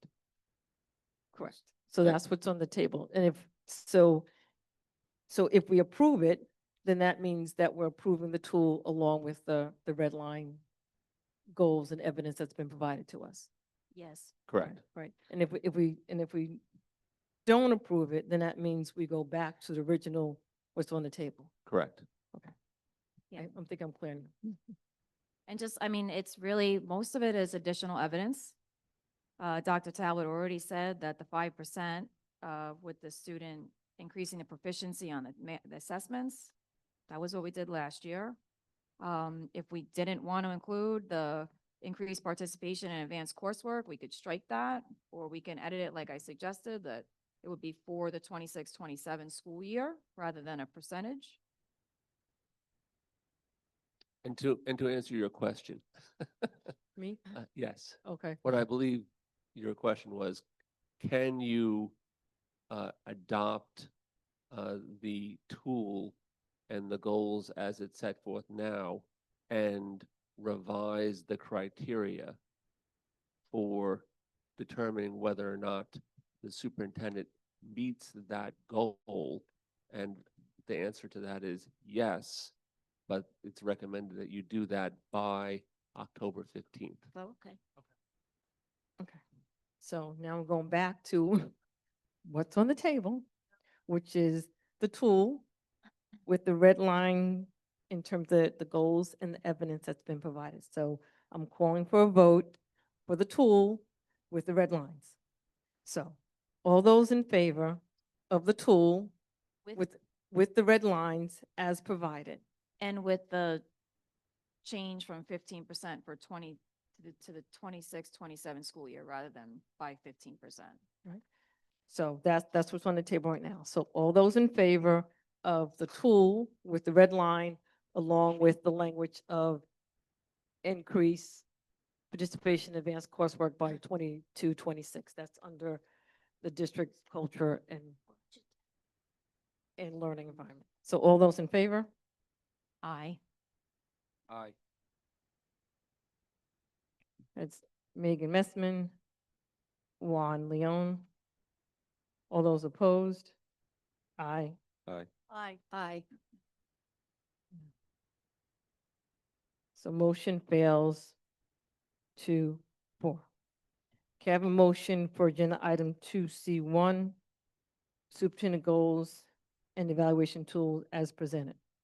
Motion. Chris Nearing, Second. Carol Seehoff. All those in favor? Oh, Discussion? the discussion. So go ahead. So once again, I must clarify, as I stated before, I want to look at the evidence and this information that has been provided to us by Trustee Messman. And I would like to look at this and make any, do collaboration with Dr. Talbot and make any adjustments to the tool no later than, we have a board meeting on the 15th, I'm sorry, on the 17th of September. And our next one is it the 8th or the 15th? I don't remember which one, but even October 15th. October 15th. So even by the 17th, if we can, make some decisions in October 15th after the latest, but I really like to get it done by the 17th. That way we'll have an opportunity to review it and make any adjustments. That's my comments. Anyone else? Yes, I would like to thank trustee Messman for all this additional work she put in for this. I don't want you to feel defeated that No. I voted no. It's just a matter of having the time to go through it, and I understand that you only completed it yourself today. So I'm just looking forward to Dr. Talbert's feedback and then digesting this all myself. Yes, I agree with that, and there actually might be some budgetary consideration to some of these suggestions. And some of them, if you understand about lesson planning and walk through, some of this is actually already in place. There's been evidence of it.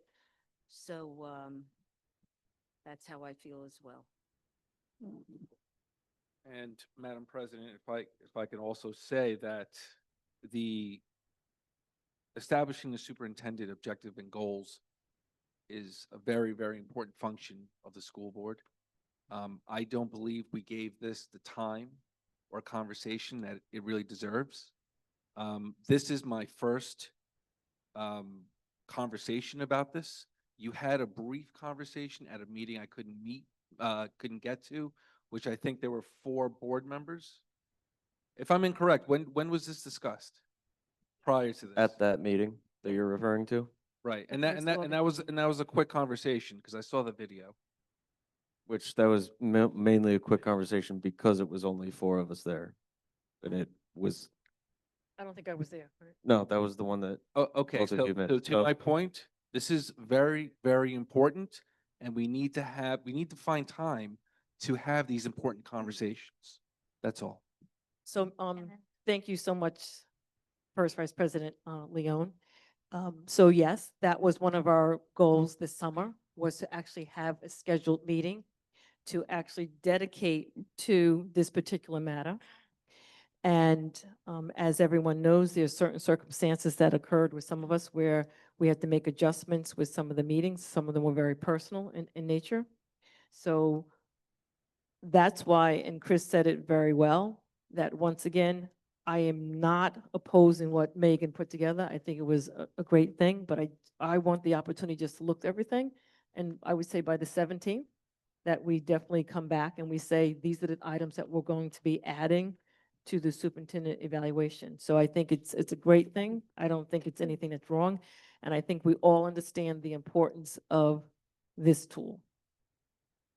I guess I just like to chime in that this is a work session, so I didn't, like, bringing it today, I didn't think was a bad thing, because this is when the discussion would happen in the work session. So we're saying, I want to look at it, but we're here, we're looking at it right now. So, I'd like to see the board be able to just have discussions and just work together and try to hash it out. Like I'm saying, like, you don't want it to be 10%. Well, what do we want it to be? Like, and just finish it. I know it's off the table now. You did call the motion to accept it as is. I don't know if you meant to call a motion to table it, but No, I call the motion to accept it as is. Any other discussion on this item? All those in favor? Aye. Aye. Aye. So, To accept as is, and we have until October 15th to amend. yes, right. So. Right, so we have to vote yes today to comply with the New York State mandate or New York State law. That's correct. So, well, we could have just amended the motion to accept the tool. so, So the when- motion, go ahead. I mean, the law for today would be to accept the tool, right, John? Like, the motion is for the tool and the goals with the evidence built in, but it could just be, can we accept the tool? Well, it was the procedures, the goal, the tool and the goals were on the motion. Right. Whether you revise the criteria for, the goals, you have until October 15th to do that regardless. Okay, so I just want to say, I don't remember doing this last year, so somehow we got by, but, so I'm a no. Okay. So motion carries 5-1, and the no is Megan Messman. All right, we're gonna go to the regular agenda, to the September 17th agenda at this point in time.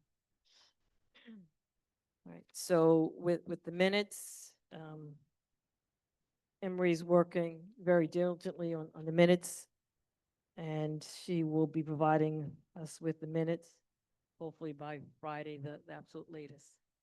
So that's where we're at with the minutes. I don't think anyone has any minutes at this point in time. Going down to policies. Any questions regarding the policies 2B1 to 2B4? So next. But we skipped the presentation. So last year in September, we had a presentation for sort of a summary of what the building level leaders were looking at for their goals for the year. And I was wondering if we can do that again. In addition to over the summer, I don't remember, June or July, Ms. Stevens, you gave us a update on some curriculum goals and intentions. And there was also a discussion that there would be like a part 2, a follow-up, since it was sort of higher level at that point. So we haven't discussed what a presentation for September 17th. So you're suggesting is building level leaders, information about how the start of school went, and then just what last year, they also presented their goals for each building. what was the second part? The curriculum. Part 2 of Ms. Stevens' curriculum. I forget when you had done that. I think it'd be nice to hear about from the building level leaders in terms of their goals for this year. And then what we can find out is maybe for the part 2 for the curriculum, if not at the September 17th meeting, then maybe at the October 15th meeting to do that.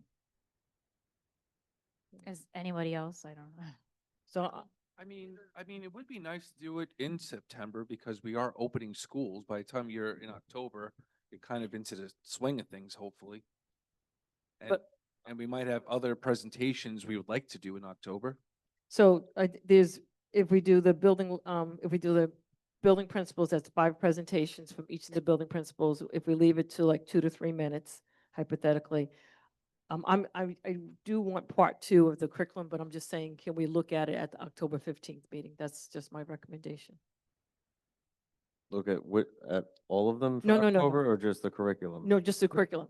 Okay, so building level Yes, at the next meeting and then Yes. curriculum in the following meeting. yes. The building level leaders weren't, wasn't I'm that sorry. The principals. I'm sorry.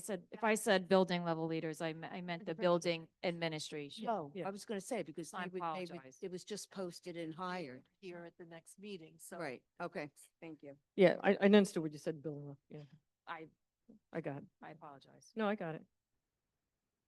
All right, so building level principals with their goals, and then we'll do a curriculum update in October. Mhm. Any additional questions regarding minutes? Mhm. Right, now we're to policies. So with the policies, our next policy committee meeting is September 29th. The policies that are here are for the second and hopefully final reading. And there are some additional policies, and I don't think from the corrective action plan that need to be on here. But if they're not here, then we'll definitely make sure they're on for the October 15th meeting. Right, that's right, Madam President. I took the liberty of going into the corrective action plan, finding those policies, having conversations with NISBA, getting sample policies from NISBA, and the board's aware that I took a look at them, forwarded them over to our legal counsel for review. You are in receipt of them, correct? That is correct. And we do anticipate that we should have those reviewed and back to the board by our next meeting for the board to review, correct? That is correct. The only thing, First Vice President Leon, the policy committee has not looked at these policies at all. So typically what happens is the policy committee will look at it, then we make any recommended changes, then we send it over to legal, and then we go from there. So the policy committee will be meeting on September 29th, and these policies will be addressed at that particular meeting. So therefore, we definitely will have it for the October 15th meeting. Well, they will be ready in So- advance. Right, Since so- these are required policies that were on our corrective action plan, would it be wise to put them on our next meeting? Once again, if we want to do that without the policy committee take a look at it, that's up to the board. So let's wait to see what legal says, but once again, we have not looked at it at all. See, what happens if we get it and we want to make changes, we want to make any recommendations. So it goes both ways. Because really, we can make those suggestions at the next meeting. Yeah, yep, I would be okay with it. I'm on the policy committee. Yeah. They were required to have those policies in place. I would be okay that the first reading is with the whole board discussing if there was any modifications. Okay. Sure. So There's no we'll add- objections. We'll add those policies. Anything else? Yes, in response to the community member earlier, can either Mr. Sheehan or Mr. Snyder kind of review what the insurance requirements are? Oh, yes. Yeah, so, I'm sorry, you're correct on that. So and I think Dr. Talbot was pulling out, we have guidelines from our insurance that we received, and this was back in February, that the insurance certificate must name Amityville as the additional insurance. There's include liability of $1 million per occurrence, 2,000 aggregates with no exclusion for athletic participants, 2 million for products and completed operations, 1 million for personal and advertising injury, 100,000 for fire damage, and 10,000 for medical expense. Name the organization that will be using the facility as a primary insured, as well as an umbrella excess liability. 1 million for general use, 3 million for organized athletic leagues, 5 million for athletic recreational camps, and 10 million for carnivals and fireworks. So this is coming from our insurance company in terms of this is what they are requiring that anyone who wants to use the facilities must have. And Mr. Sheen, if I'm incorrect, please correct me. Our challenge is that, for example, if we if we exempt someone from having umbrella or excess liability, for example, then what happens if we exempt an organization from having the umbrella or excess liability? Then if something was to happen, then as a district, we would be responsible for those, if there's anything that occurs, any expenses, just for, if I'm getting it straight. Right, so it's in terms of the policy, your policy provides for specific insurance requirements. And it provides that the individuals or entities using your facilities would have their policies as primary. So with respect to liability associated with the use, that is the risk of those using your facilities up to the coverage limits. And those recommendations as to the coverage limits come from your insurance carrier. Your insurance carrier has an interest in, and as the district, an interest in having the individuals using your facilities to carry those risks before those risks hit your insurance policy. So long story short, we, as a district, if we don't do it, then we're now liable. If we excuse someone from having this umbrella insurance, we're now liable. So if something you're not necessarily liability runs with fault. Mhm. But it does provide you with a way your biggest risk is if you don't have coverage and the entity that is using the facilities doesn't have assets to cover a risk, right? So the insurance carrier, the insurance that they purchase backs up the defense indemnification that is also part of your facility's use. So if an entity doesn't have any assets, what protects you from liability by that third party is their insurance. Right? They may be at fault, but they may have no assets to cover any claims, any damages, and that may then fall to you. So for example, right now, it requires that the liability coverage of $1 million per occurrence. Let's say hypothetically, and I'm not an insurance expert whatsoever, let's just say hypothetically, someone says, well, I can get liability coverage, the 1 million plus another 3 million per occurrence. Would that be okay, or that doesn't cover the umbrella? So if someone was able to get 1 million per occurrence, but an additional 3 millions per occurrence. So the umbrella provides an extra layer of insurance over and above the occurrence, the insurance that's per occurrence. So if it's a single event, then the per occurrence policy is your primary policy, and that's the $1 million policy. If the liability from that single occurrence exceeds that $1 million, then the next level of liability coverage would be the excess policy. So And once you exceed the excess policy, the question is whether or not the district would be on the hook for any remainder by virtue of typically the district is also sued for whatever actions and negligently allowing the third party onto your property. So for if someone is just using the facility for 1 day, right? Just using an outside facility just for 1 day, for example. And if they, being that it's per occurrence, if they had the 1 million liability coverage, for example, and then they got I'm going to use the same example, $3 million additional per occurrence, to have a total of $4 million per occurrence. Would that be acceptable for use of our facility for that 1 day if they were doing something outside or something like that, for example? It was just 1 day. So with respect to the sufficiency of insurance and the cost benefit of insurance, overall, that's a business decision in terms of how much insurance is required. That is the job of a risk manager, right? That has to do with the type of use, the risks associated with that use, and determination of how much, the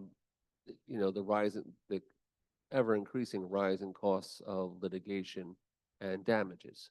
So, as costs increase overall, your potential damages increase, and that's the job of a risk manager.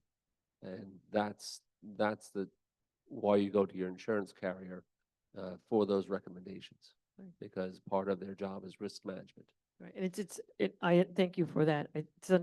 We're in a situation where school districts as well as other businesses are forced to protect themselves when it comes to different situations and in terms of insurance and whatnot. So we are in a situation where, unfortunately, it's something that the district has to consider, and there's different things that have occurred in this community for years, 20, 30, 40 years. And now we're at a situation where there's a potential where some of these organizations may not be able to use our facility for this one-time occurrence because of requirements that our insurance company is now requiring that organizations have to use our facilities. Can I ask a question? Go ahead. Does the district have the opportunity to bring any of these organizations or events to the insurance company on a case-by-case basis to have them kind of give the exception for some of these events?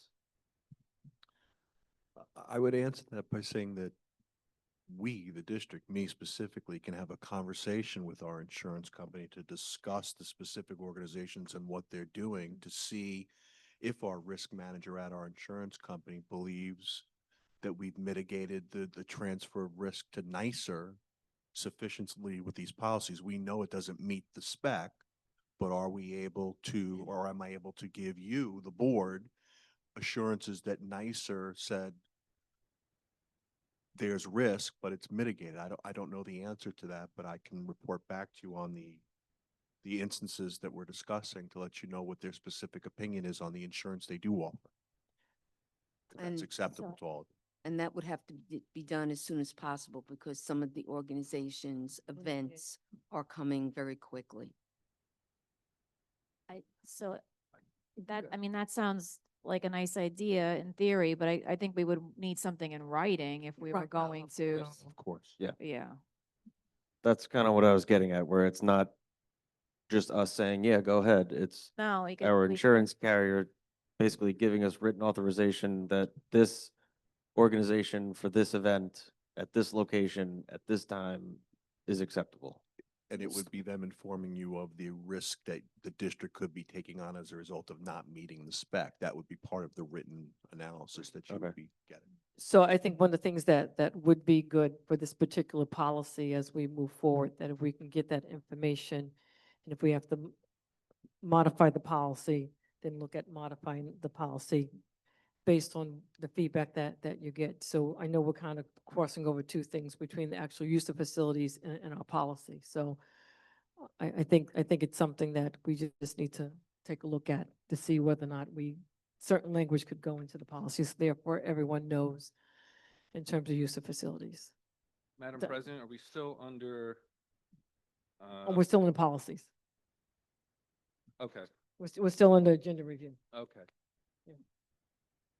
Madam President, I just wanted to point out with the facilities use that the insurance company has categorized, to some degree, the umbrella excess liability required for each category. So just for general use, whatever that general use would comprise of, if it's utilizing a meeting room for general use, then that's $1 million.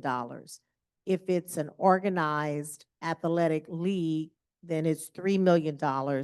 If it's an athletic or recreational camp, it's $5 million. So based on the tier and the increased level of risk, the insurance minimum allotments have been given to us by the insurance company based on some categories. Right, that I understand, but there is nuance to some of these things where we could at least make an effort for the community to help them be able to utilize the facilities.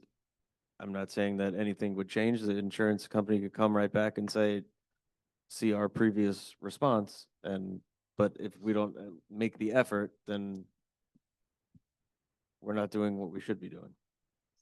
Okay, so is it a consensus of the board for us to have those conversations? Yes, please. To meet with the insurance company around that? Yes. Yes.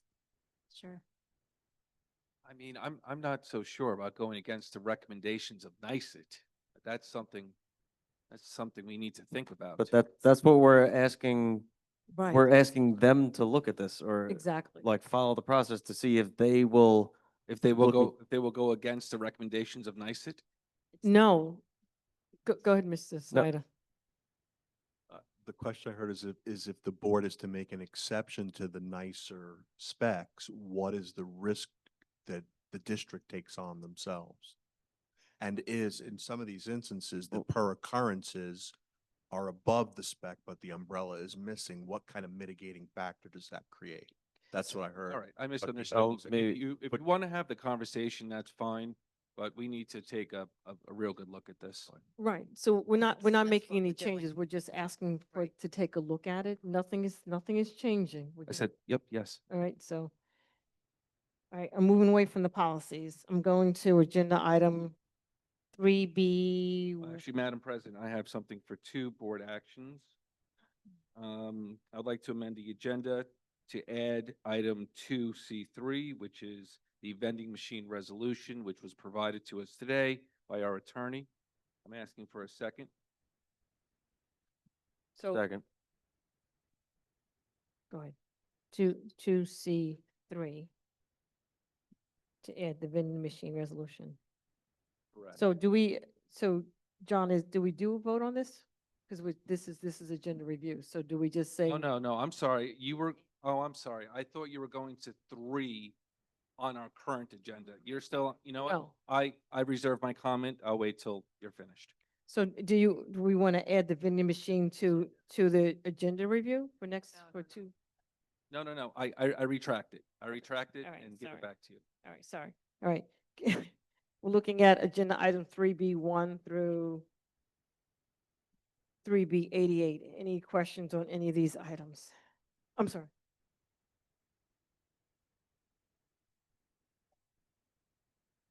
Oh, for agenda item, so for 3A1, we're going to add Director of Human Resources. No, it's not. 3A1. Appointment. Director of Human Resources. Where?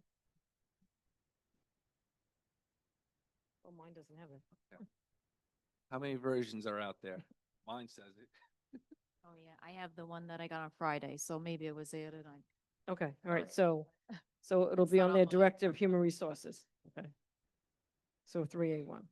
There we go. So, no, 3A1 is Director of Human Resources. 3B1 through 3B88. Any questions on any of these items? I have one question. Just kind of speaking to the mic a little bit more, even closer. Question.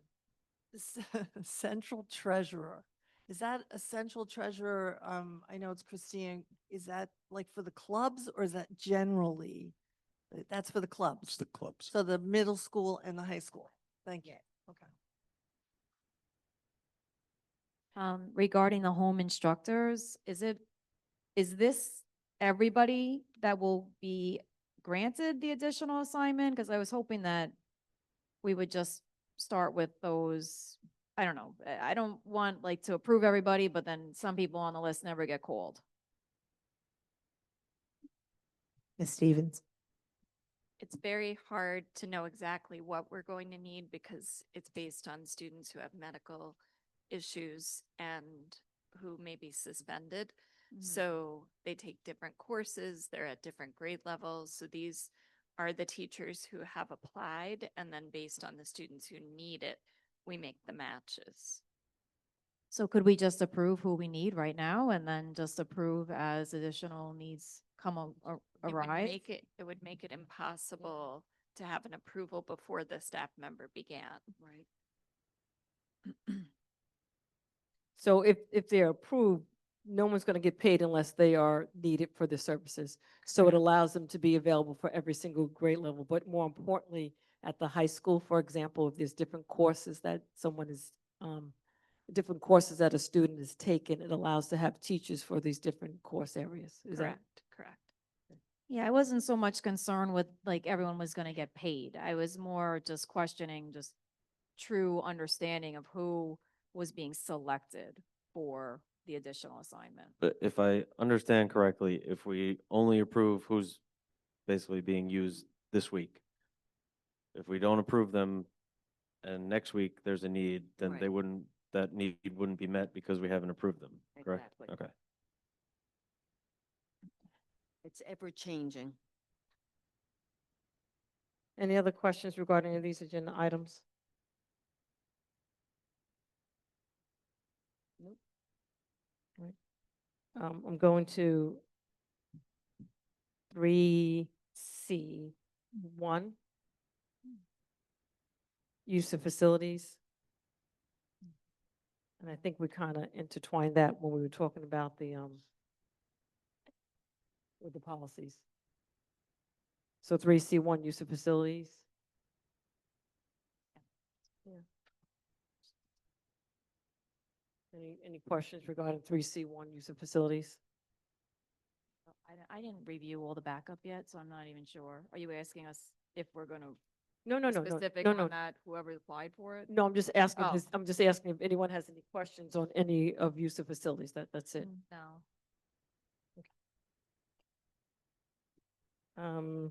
Going to 3D1, any questions regarding No. 3D1?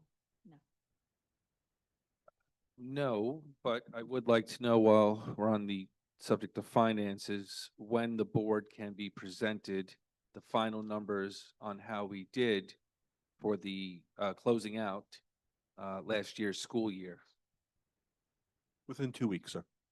within 2 weeks. The auditors are coming next week, so give me a couple of days after that just to get a report to the superintendent. And then it'll go to you. So no later than 2 weeks from today. Okay, very good. Thank you. And I will note that on 3D1, that the claims auditor gave a very positive response, that there were no findings this particular time frame. So that's good to see. I'm sorry, when did this happen? I missed that. What's that? I think It's on Lisa's there. just saying I'm she just saying. reviewed the treasurer's report Report. already. Oh, okay. Right. That's what she. You're right, that's what I'm just saying. I reviewed the report. Oh. Yeah. I'm sorry. Now we're up to 3E1. Any questions in regards to the contracts? Mr. Sheenan has legal reviewed all the contracts.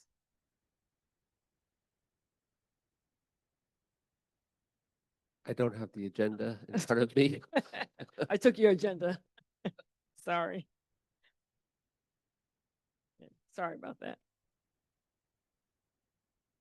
All right, so as you're looking at that, I'll come back to that. And then for 3F1, any questions regarding the conferences? No. Yes, we have reviewed those. Thank you. And 3F2, adoption of the professional learning plan for 25-26 and 26-27. Any questions on that item? Well, I had, is there a change to it? Because I had asked that there would be the annual FERPA training included, and I don't believe that I saw an update on that. Ms. Stevens can give you the update. Is it somewhere? Was I it in a did memo? add the FERPA training. Oh, I did make the correction that Mr. Naring asked about related to the mentoring. There was some legacy language in there that we deleted. And there was one other thing. Oh, we fixed the grade level bands. when you're changing buildings? Yes, Okay. Oh, and you added the FERPA training? we did. Okay, thank you very much. I didn't see that yet. And any other questions? I'm sorry, regarding the professional learning plan. Any other questions? Now we're going to 3F3, approval of the ASA entertainment group. Ms. Stevens, could you give a description of the ASA Entertainment Group? Yes, they sponsor a BMX bike show for students. That's part of an anti-bullying program. There is no charge to the district, so we did have them provide their insurance. We did review that with them. And we did share the contract with Gercio so they could review it. Okay, now we're gonna go. Any other questions regarding the September 17th agenda? Now we're gonna go back to. Let me just get to, we're going back to the September 10th agenda.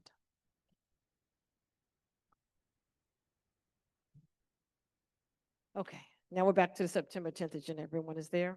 Yes. Madam President, now I would like to introduce a motion. I'm looking for a motion to amend the agenda to add agenda item 2C3, vending machine resolution. I'm calling for a second. Second.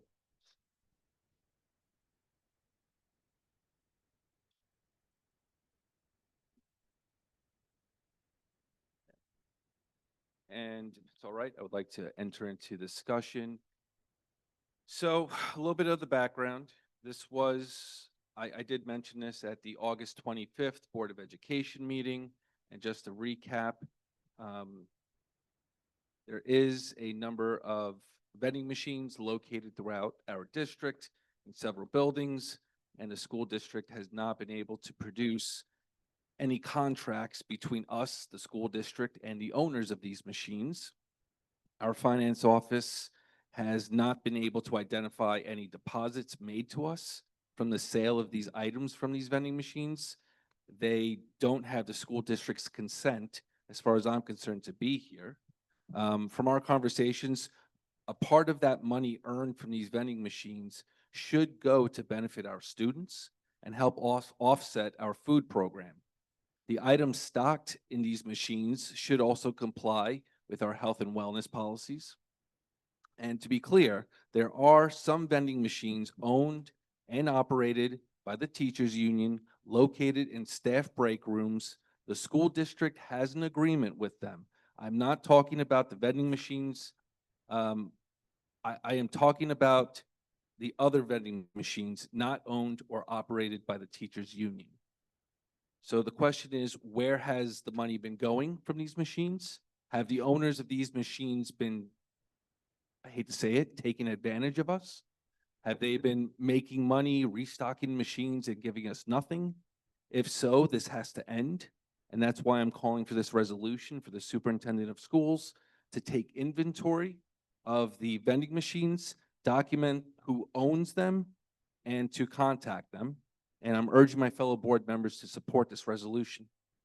Right, so I think that, I know Mr. Snyder has been made aware of this and he's been working on it. So, and he has been providing us with an update, and he did state that he was gonna have information to us. I think it was by the middle of, I think it was by that October 15th date, actually October before that. So go ahead, Mr. Snyder. The matter of the vending machines is in the risk assessment report that the board accepted in August. And we had agreed in an earlier board meeting to do a corrective action plan for that risk assessment and have that on the October 15th agenda. And the vending machines are part of that report. You know, I have some information on them and I will comply, I think, with the general spirit of what Trustee Leon wants on this one.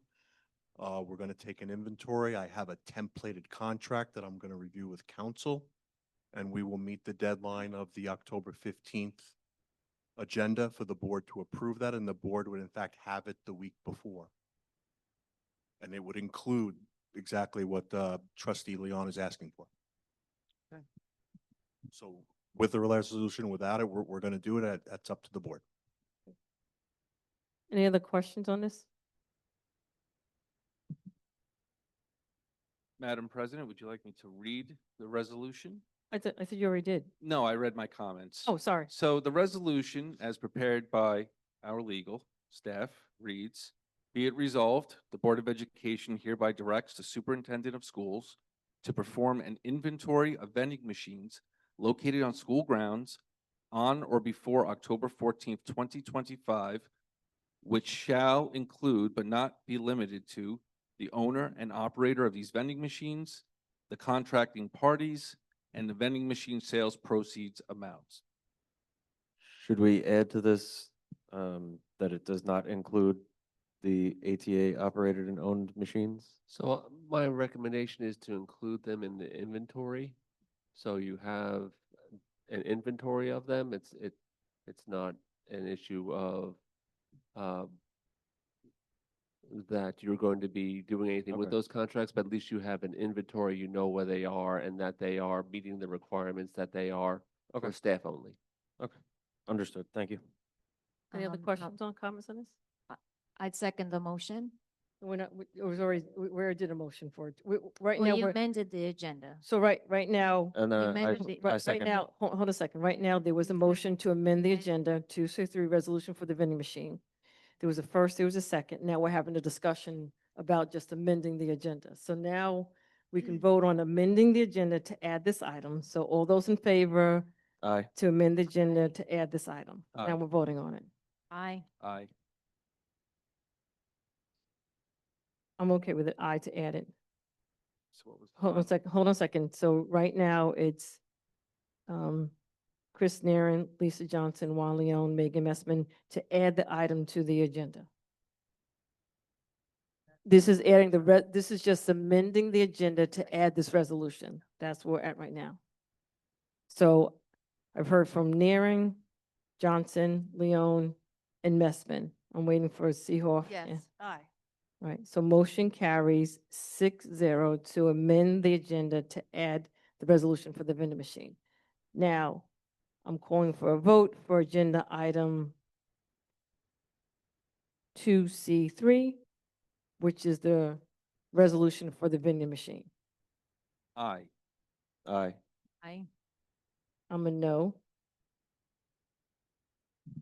I'm a no because I just can't see how this is a priority beginning of the school year. Right.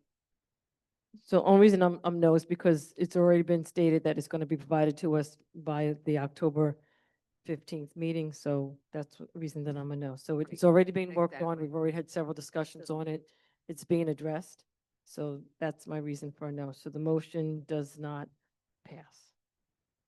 All right, so it's 3-3, so it does not pass. So we're gonna go to the next. And I'm sorry, Madam President, I would like to amend the agenda to add ahead. agenda item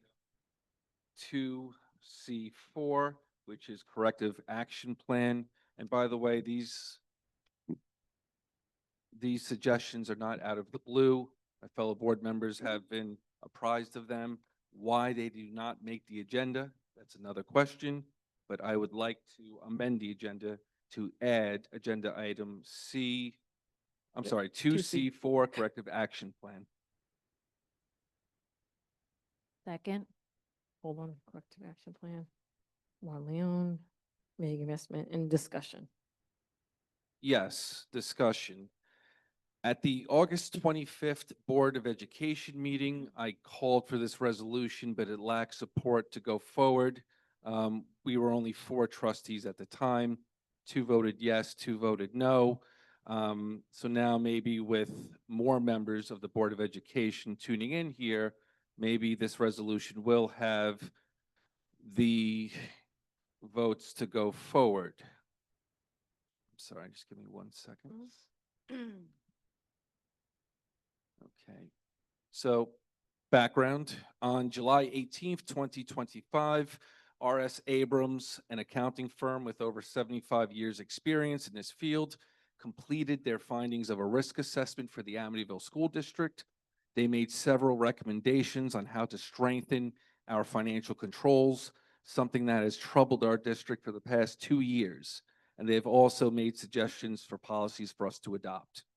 Early in the week, like I mentioned earlier, I did obtain New York State School Board Association policies, reviewed them, emailed them to the board and also our attorney for review, and we do expect to have them back for us for the next meeting. But the internal controls must be fixed by us and our administration. The board has been told administration requires 90 days to present the Board of Education with a written corrective action plan, and the corrections will be done sporadically throughout the course of the year. We have a community, in my opinion, that has witnessed back-to-back financial deficits these past 2 years. We must restore the faith of our community and take action to correct these financial deficiencies. Waiting 90 days for a plan is too long. Fixing one problem at a time here and there throughout the year, in my opinion, is not acceptable. I am urging my fellow board members to pass this resolution. Can you just read the resolution, please? The resolution reads, excuse me. Be it resolved that the Board of Education hereby directs the Superintendent of Schools to prepare and present a corrective action plan for the R.S. Abrams Risk Assessment dated July 18th, 2025. The correction action plan shall be presented to the board no later than the next scheduled board meeting, September 17th, 2025, and that is exactly the same date that I mentioned on August 25th when I originally presented this resolution. Thank you. So, so there has been discussions, I think there was discussion at the last board meeting in regard to the corrective action plan. And I think Mr. Snyder did clearly state that this is a plan that he's working on and that it will be provided to us by the October, by October 15th Board of Education meeting. That's number one. Number two, there are certain things in the recommendations from R.S. Abrams that are being worked on, some that will be worked on, and some that will take a little bit longer to be worked on. So to have a corrective action plan by next week, as well as saying that everything's going to be, and I may, please correct me, first, Vice President Leon, are you stating that things need to be completed by that date, or you're saying to have a plan in place? Just for Negative. My resolution calls for the plan. Okay. On paper. Right, so, so we have been informed as the board that, that we would have a plan in place by the 15th and allow for us to have a more detailed plan with information about how everything would be accomplished. So me personally, I would like to leave it with October 15th, that we will receive it and be presented to the committee at that point in time. So I don't feel there's a need to do a corrective plan resolution in regards to this particular item. I feel as if that's just my opinion. I don't feel that we need a resolution. I feel that it's being worked on and we've been told when it's going to be provided to us. That's my comment. Any other comments on this matter? Well, Madam President, I just want to interject and remind my fellow board members that this was presented to us in the middle of the summer, July 18th. And I just want to remind the board, fellow board members, that R.S. Abrams actually did present it to us, but they presented it to us because we wanted at that point in time, they wanted just a little bit more time. That's number one. Number two, some of the items, and please correct me if I'm wrong, some of the items that has been presented in R.S. Abrams, they're considered a minor risk. So they're considered a minor risk. And could you just explain to the community what's the different type of risk that one could have that's presented, and if that would be helpful for the community to understand as well. I don't mean to be funny, but I think from the earlier conversation, you're not really in the business of risk assessment. So excuse me, that's why I referred over to Mr. Snyder to please explain about the different levels of risks that can occur in a report. So that way the community can understand the different level of risk. School districts are required to have risk assessments done every year under state regulations. R.S. Abrams is, of course, an excellent firm. They performed a risk assessment on the district. They broke down all the operations by category and classified whether there was any risk of mistake, misstatement based on low, medium, and high. I don't have the report in front of me, but I don't believe there were any high-risk areas. There were some mediums. There were some findings in there that, in my opinion, required a corrective action plan. And I think it was noted in public session that you're not required on a risk assessment report to do a corrective action plan, but we're going to do one. Right. With a regular audit, you get 90 days from the day the board accepts the report. We agreed to October 15th, which is approximately 60 days to do it. I agreed to that date because I believe I'll have enough information at that time to provide reasonable, achievable timelines to implement corrective actions. Some of the things have been implemented already, some are in progress, and some will require a more lengthy response in terms of how we're going to address it. The fixed asset comment, if you remember, is going to have to be a larger discussion. So, like I said, there were no high-risk areas, but there were findings in that report that, in my opinion, I wanted to respond to, and I wanted the community to hear that response because confidence in the business operations is our #1 priority in my department. And you'll have a corrective action plan that is measurable, where you can see the timelines on the October 15th agenda, unless you'd like it sooner. If it's next week, I'm going to have to project out a little bit more because I won't have enough time to do the analysis. And one of those items that I would then have to project would be the vending machines. Thank you. Any other comments regarding this matter? Well, the vending machines don't necessarily have to be part of that. The resolution that we, well, attempted to pass It has to be. had a deadline of October 14th. So maybe, But it has to be So- part, it has to be part of it because that was one of the things that was in the, It's in that it's report. yeah. Right. So I am interested as well in this idea of seeing the corrective action plan sooner rather than later. We had been given this report the same day as our meeting. And there was, although maybe some things weren't very concerning, there were concerning things with employees having inappropriate access, the vending machines. I don't remember all of it, right? So in order to get, you have the report right I there, have the but report right here, I do. but in order to give the board an update, and like you said, if it has to be a projection, well, then it's a projection, but we have an update as to what is the district's intended action plan for each Right, I mean, issue. I'm sorry to cut you off, but it's not that there's distrust or anything like that. It's just that given the history of what took place in this district, I think our community expect our board members to have a very, very watchful eye on the finances until we can put our guards down again. That's where this is stemming from. Not distrust of anyone here at the table, but this firm came up, they did their job, and they said, listen, in my professional opinion, these are areas that you guys are weak in, deficient, and this is where, in my professional opinion, you make these recommended changes. That's very important to me. and I thank you for that comment, first Vice President Leon. I also feel like you that the community wants the trust back in us. They want the transparency.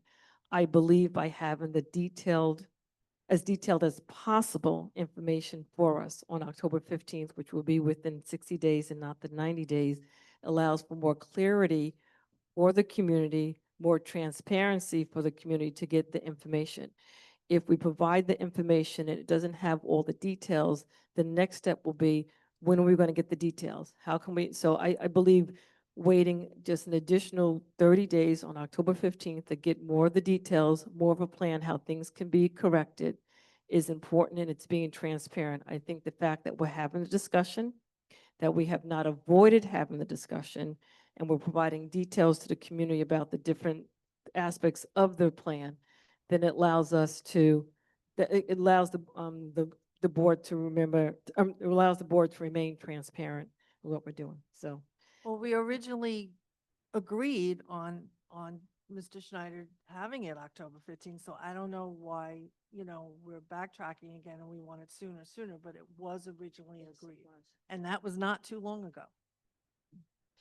Any other comments from anyone else who has not had opportunity or? I guess just to your point, Lisa, I mean, the resolution reads that it's to the board. It's not necessarily to the community. So if it's a work in progress, if the board then has feedback, questions, maybe it's not finalized, maybe it's not published on the website, but it takes time, right? It'll take time. We might have questions, so. Thank you. Any other comments on this? Right, so, this is just to amend the agenda. So all those, I'm calling for a vote. All those in favor of amending the agenda to add this item 2C4? Aye.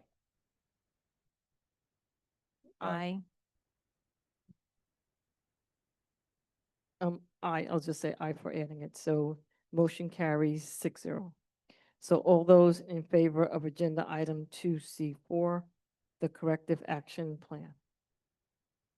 Aye. I, All those opposed? Aye. Aye. I'm Carol, I Said didn't. aye. So you're a yes? Okay, so it's 3 yes and 3 no. The motion fails. So the no is Nearing, Johnson, and Kretz. And the yes is Seehoff, Leon, and No. Messman. I said no, Lisa. I'm sorry. Oh, sorry, hold on. All right, so, We were close. I thought we almost had it. all right, so no is Nearing, Johnson, Kretz, and Seehoff. So motion does not pass, 2-4. All right. Lisa, At- may I have the floor? Huh? May I have the floor? Are we done with the agenda at this time? Well, no, I'm asking can I have the floor? Can I speak? Yeah, are you looking? Thank you. No, I'm just saying, are you looking to do another resolution or are you looking to? Yes. Okay, go ahead. I'm sorry, I wasn't too sure. I'd like to amend the agenda to add item 2C4. It'll be 2C5. I'm sorry, thank you. 2C5, meeting notices. The agenda would read as, whereas the Board of Education, I'm sorry, the motion is, whereas the Board of Education is committed to ensuring all residents of the district have full, fair, and timely access to information regarding meetings of the board and its committees. And whereas notices of meetings are currently distributed via Parent Square, which provides effective communication for parents and guardians, it is not accessible to many stakeholders such as taxpayers, community members, staff without children in the schools, alumni, and local organizations. And whereas the board recognizes the importance of transparency and inclusivity in district governance and seeks to make information available to the widest possible audience, and the district already maintains official social media platforms capable of distributing such information without additional cost. Thereby, be it resolved that effective immediately, the superintendent of schools is directed to ensure that all public meeting notices of the Board of Education and its committees be posted not only on the website and Parent Square, but also simultaneously on all district social media platforms, included but not limited to Facebook and Instagram. And that such posting shall include the meeting date, time, location, and agenda when available, so that all residents, parents, and non-parents alike are fully informed and able to participate in the governance of their public schools. I actually have a paper copy. So this is, it was like lengthy, but it's very simple in that it's just a request that the meeting notice goes on social media. For example, if we have a negotiations meeting, as an example, it's not on the website, on our published board meeting calendar, community members aren't aware of it. They might not see the hard copy that's posted in the administration building. They don't have the Parent Square. They might not go to the website, but it would just be a way of further reach to extend to community members that are paying attention and interested and just want to not be in the know. So it's rather lengthy of a resolution, but it really comes down to simple requests to post the meeting notice on social media. So it's amend the agenda to basically the resolution is to expand the distribution of meeting notices. That's the title of it. Yes. Okay. Go ahead, Dr. Tell. Just a point of clarity, is this for board meetings? Yes. Meetings that the board is having? Yes. Okay. So the meetings that the board has is posted by the district clerk. Yes. So the superintendent's office does not post the board meetings. I think this would pertain to the duties of the district clerk. But does the district clerk have access to our social media platforms?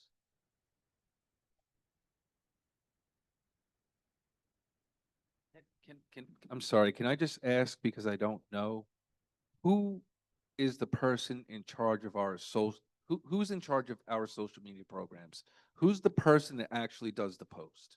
I don't know. So for district post, Syntax will post the social media notices for us. So the district clerk, she already communicates with them for postings. So they would post the notice on social media. So right now, so it's posted on the website. Is it also posted, the syntax posted on Facebook and Instagram? That's the other social media platform. Not currently. Syntax would post the notices on the district's official websites on Instagram and Facebook. Okay. So all we have to do is just ask syntax to post it on on Facebook as well as Instagram. Okay. So That sounds easy enough. It That- sounds that- like, that sounds goes like to an the clerk. email. Yeah. Sounds like an email from the clerk to syntax. Okay. Great. All right, so the motion to amend the agenda, all those in favor of amending the agenda to add this item? Aye. Is it going to What- It be can't, oh, sorry, I'm sorry, go ahead. Ms. for, this is amended agenda, is it going to be amended to reflect the change that was proposed by the superintendent with respect to who was directed to do it? Well, does our district clerk, so you're saying our district clerk has the authority to ask Cintas to do stuff? Yeah. Okay, so you want to just say it, that it should say that the district clerk would, So it's not directing the superintendent to do it, so are we directing the district clerk to do it, or are we just asking to just, do we need a resolution? The district clerk is the board's employee. Right, so we're just telling her to do it, we don't need a resolution for it, We don't need a resolution, can- just. we just tell her to do it. Just tell. John, I have a question. Is it appropriate to put on Facebook, and other social media Yeah. platforms about negotiations meetings? I interpret that as a Board of Education meeting concerning negotiations. Right. Okay. Right, Right. because the question came whether or not this resolution was concerning board meetings, and the answer was yes. So my understanding But is, not specifically. regardless of whether it's a special meeting or a Right. meeting that is a special meeting that's the subject is negotiations, that's what I think falls under this resolution. Okay. All right, so, so right now, we're just calling for the vote to amend the agenda to add this item, but the key is this, it would be the district clerk. So my question is, John, do I call for a vote to add it and just see what happens? But if it's the district clerk, we're just asking the district clerk to do it. Do we need a resolution to direct the district clerk to? That this, No, district clerk is the board's employee, so Right. you don't need a so we resolution. just tell it, we don't need a resolution for it. So in order to formalize this, would this just Go on. be board- like a policy of, that we would review on our postings Or just- later on, just so we know that we follow this standard going forward? We can just add it to the policy as that it'll be posted on the social media platforms, whatever they may be. You could do it by policy. Yeah, okay. Yeah. You could do it, you could do it by resolution without a directive to a particular employee. You can just say they shall be effective today, effective hereafter, they shall be posted to social media. Okay. so can I just amend it to say that effective hereafter, all public meeting notices of the Board of Education and its committees will be posted? So I'll just strike So which effective pair? hereafter. So I'd say if that effective hereafter, and then I'll strike immediately, the superintendent of schools is directed, blah, blah, blah, blah, blah. So it'd say that effective hereafter, all public meeting notices of the Board of Education, and then it continues, will be posted on social media. So you're saying Board of Education as well as committees? So any committee meetings that we have, you're saying? Yes, because like the policy committee meetings, right, like people can come and listen in and, or come join by Zoom. Yeah, just a way to notify the public. Yeah, That we're It's meeting. not, yeah. Yeah. So everyone understands this is what the resolution now is? That effective, that all public meeting notices of the board, so everyone understands that we took out directing the superintendent. All right, so right now we're just voting to amend the agenda to add this item. So all those in So favor? there's a question from the district clerk as to what is referred to as a official district social media platform. Has the district adopted that?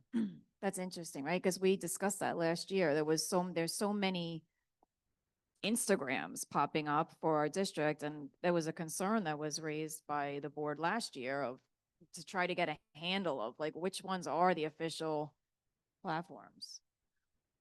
Yes, we shared with the board, there is one Instagram, Amityville Union Free School District, and there's one Facebook, Amityville Union Free School District, and that is the only one that Syntax will post to.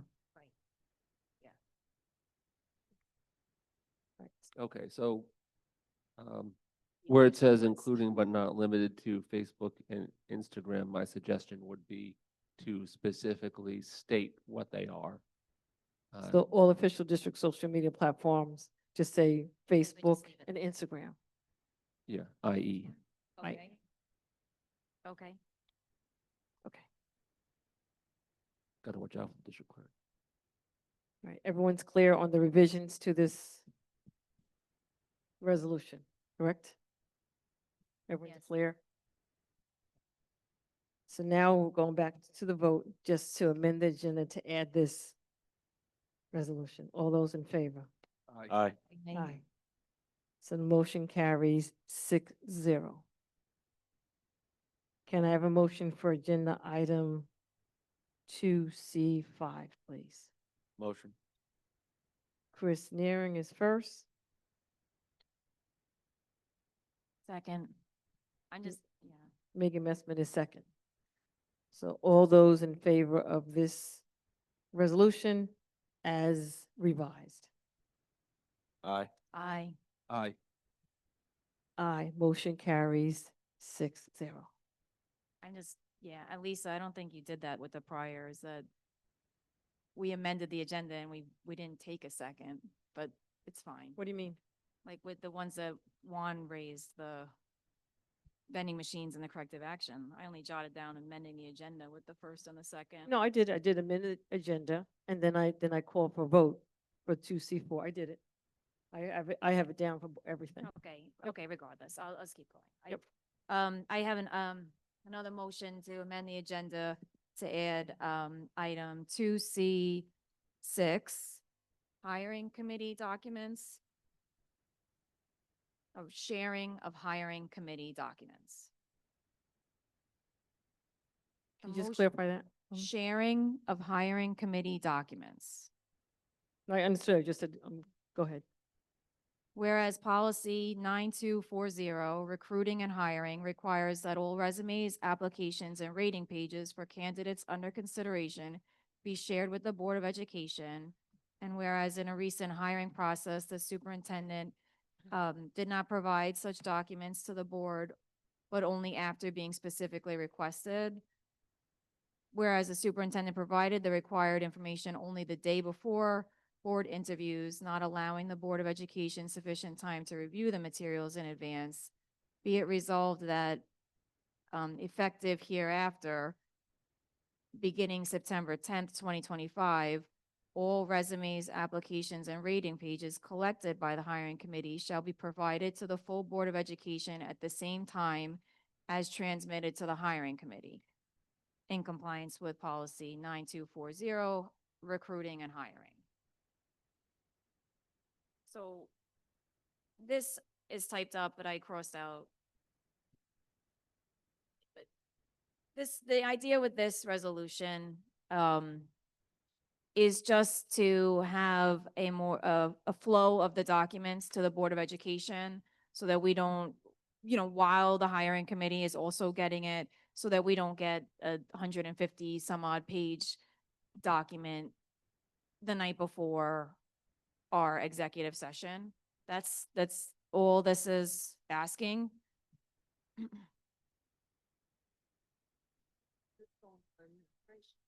That's the policy 9240 is for the central administration positions and the AAA.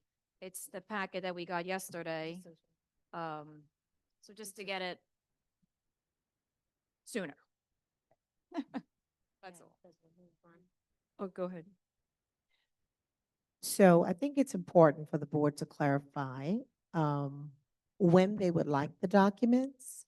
So the statement that the superintendent did not freely provide such documents to the board, that's concerning. When we had the acting assistant principal, the entire binder was provided to the board in hard copy during an executive session. At that time, there was no discussion on a preference to have the information provided in a different manner. Therefore, the binder was being prepared by HR to provide it once again during executive session for the Board of Education. So stating on a resolution that the superintendent did not freely provide it and had to be asked for it, I ask that that be removed from this resolution because that was not the intent. Secondly, the preparation of those materials takes an arduous amount of time. If you have 10 people on the hiring committee and they interview 10 people and the rating pages is 4 to 5 pages per candidate, then you're looking at 5 pages time 10, that's 50 pages for each person on the hiring committee for the 10 people that they have interviewed. That times the 10 people on the hiring committee. There are 2 clerical support staff who are working in HR. Just providing the information yesterday to the board alone was over 100 and something odd pages that was forwarded to you. So it would be helpful if you clarified what exactly you want, when you want it, because it is a lot of work to get all of the paperwork to you, and that office was working diligently to provide you with the binder once again. So if you can clarify it, we can provide it, but ample time will certainly be needed because it's a lot of work. Okay, so I actually didn't read the word freely. I struck that. I would like that the Board of Education, I thought it read that way, that would be provided, transmitted at the same time the information is transmitted to the hiring committee. So yesterday we received a scan of 157 pages with the ratings and the resumes. So I'm just asking that that be provided as it gets compiled. Doesn't have to be a binder, doesn't have to be a hard copy. The electronic copy was fine, but it would allow more time to be able to actually look through it. If we got it, as the process unfolded, rather than just at the end of the process. So all the board has to do is clarify. Okay. When would you like the information? The information is a confidential process. The hiring committee has to sign confidential forms. So we are sending the resumes, we're giving the resumes to the committee. They are reading the confidential statements. They are signing off that they would not be speaking to anyone about these candidates, nor sharing their personally identifiable information. Are you saying that the same time that this confidential committee receives the resumes, that the board wants to simultaneously receive the resumes of every applicant? Is that what the board is directing me? So I don't know if any other board members want to weigh in, but that is what my request is. And again, I'm just trying to get the information, and I'll sign a confidentiality agreement. I was sworn into confidentiality. I'm just requesting to have the information so that I can read it and not in a last minute scramble before a meeting. That's so when the hiring committee gets it, that we also get it. The board just needs to make it plain to me what it is that you're expecting and what you want to maintain the fidelity of the process. I'm sorry. Can I just ask a question? What is the need, if we have a hiring committee in this whole hiring process, what is the need for the board to see every single resume that is put in for each position? Isn't the position of the hiring committee to then whittle that down to make it a more manageable presentation for the board? We So should we- have confidence in That's our what hiring that's committee. what they're This there is what for. we decided to do, bring the community and parents in, and plus the professionals that are interviewing also. And we need to have that confidence. I Okay, don't think so- we need a resolution like, thank So the package that we got yesterday included all of the resumes and the rating pages. Right, that's correct. So, okay, All of the resumes that met the certification criteria that were presented to the hiring committee. So every resume that the hiring committee received and they had to screen, the board received. okay. So I would be interested in receiving that packet in advance, well in advance of our meeting. We knew that you were down to the top 2 candidates over a week ago. So I guess at that point, I think I actually did ask for the information, the hiring committee ratings. So that's what, I mean, I can revise this a little bit to say the screened resumes and final rating pages collected by the hiring committee be provided a week in advance. It's just the day before is just really cumbersome to review. Can I think- Ask a question? Go ahead. What is the goal of the board having all of those resumes? If you see, we get 2 candidates that we're going to interview, but there's 2 others that maybe I feel are a better candidate, am I then going to go override the committee and say, I want to interview this person instead? No, So then what's the purpose of reviewing all the other applications? I don't see why it wouldn't be disclosed to the Board of Education, but, you know, that's not my intention. But we have had incidences where we came into the room and, you know, the desired candidates maybe had already taken other positions and now we were moving down the line. So if, you know, the board could have had the information as well to understand like, okay, what was the rating? And it would make the process more efficient. I think that, I'm sorry, I'm coming back in on the conversation. And I think it already has been stated, we have invited the community members to be part of the hiring committee. If the superintendent does not make a recommendation for someone to be hired, then even if we look at any additional documents, if it's not recommended by the superintendent, then we can't hire that person. Been there before under previous superintendents. And even if we like the person, if the superintendent does not recommend that person. So let's just bring this to a vote about amending the agenda to add this item to C6.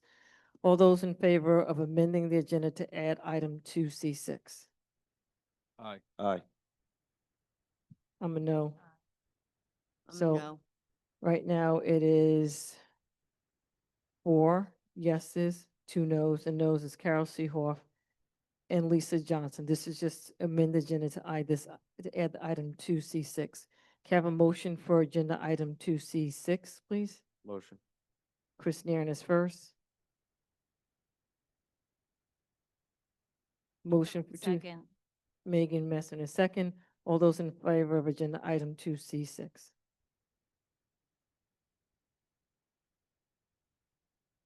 aye. All those opposed? Aye. Aye. Aye. Aye. Aye. Motion does not carry. So the noes are Carol Seehoff, Chris Naring, Lisa Johnson, Juan Leon, and Megan Messman. Yes, Madam President, if I could, if you don't mind me saying, this is brand new for our school district to have a hiring committee. It is a very good thing.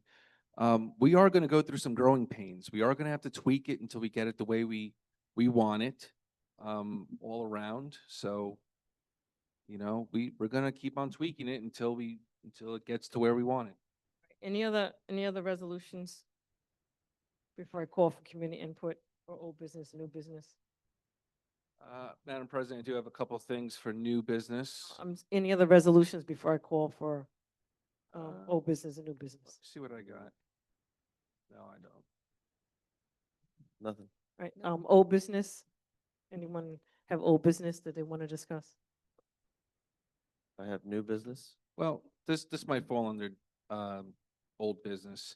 So, Madam President, at the last meeting, which was early September, I did talk about agenda review dates. For those that don't know what that is, traditionally the Board of Education, the executive team being the president, first vice, and second vice, and the superintendent of schools would usually meet on a Thursday to go over the agenda. Since I've been on the board, this has happened, in my recollection, once. I did propose some dates by email for the board to take a look at to see if those would be suitable. I would just ask Madam President and my fellow board members if we can actually take a look at them and see what we think of them for the next meeting. All right, so when it comes to agenda review, it is according to policy, it's the board president that does it, but we have traditionally always invited the first and second vice president to be part of the agenda review. And usually what has happened in the past, everyone that's right now on the board that's an executive that are offices, everyone's schedule sometimes changes. So we typically try to look at a day and time where it's convenient for everyone. And I believe there are some days and times that have been submitted to the executive team. And so we will review those days and times and go from there. Okay, Madam President, were you inferring that the agenda going forward will only be set by you and the superintendent? No, I'm not referring that. I just Okay. was making a statement that according to policy, it is the board president. But I did state that it has always included the first and second vice president for the agenda review.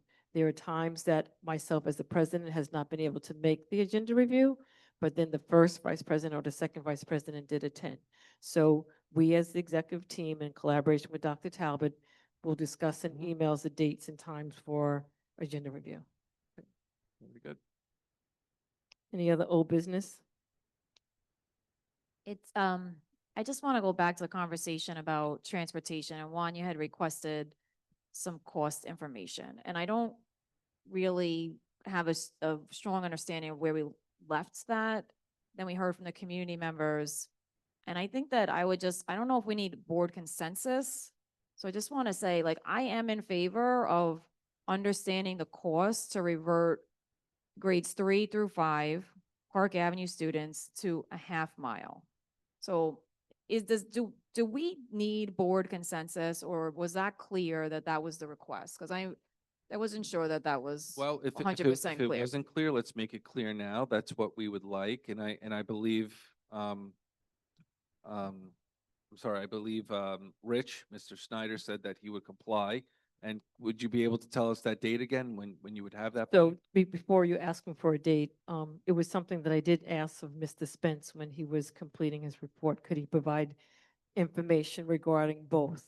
If we, if it was Okay. based on building, based on grade level. So I did ask that if you hear back in the meeting, I did ask Right. that when he presented. So now to Trustee Messman's bringing it up, that now, does the rest of the board want to have the analysis both ways, based on building and the grades that are in the building?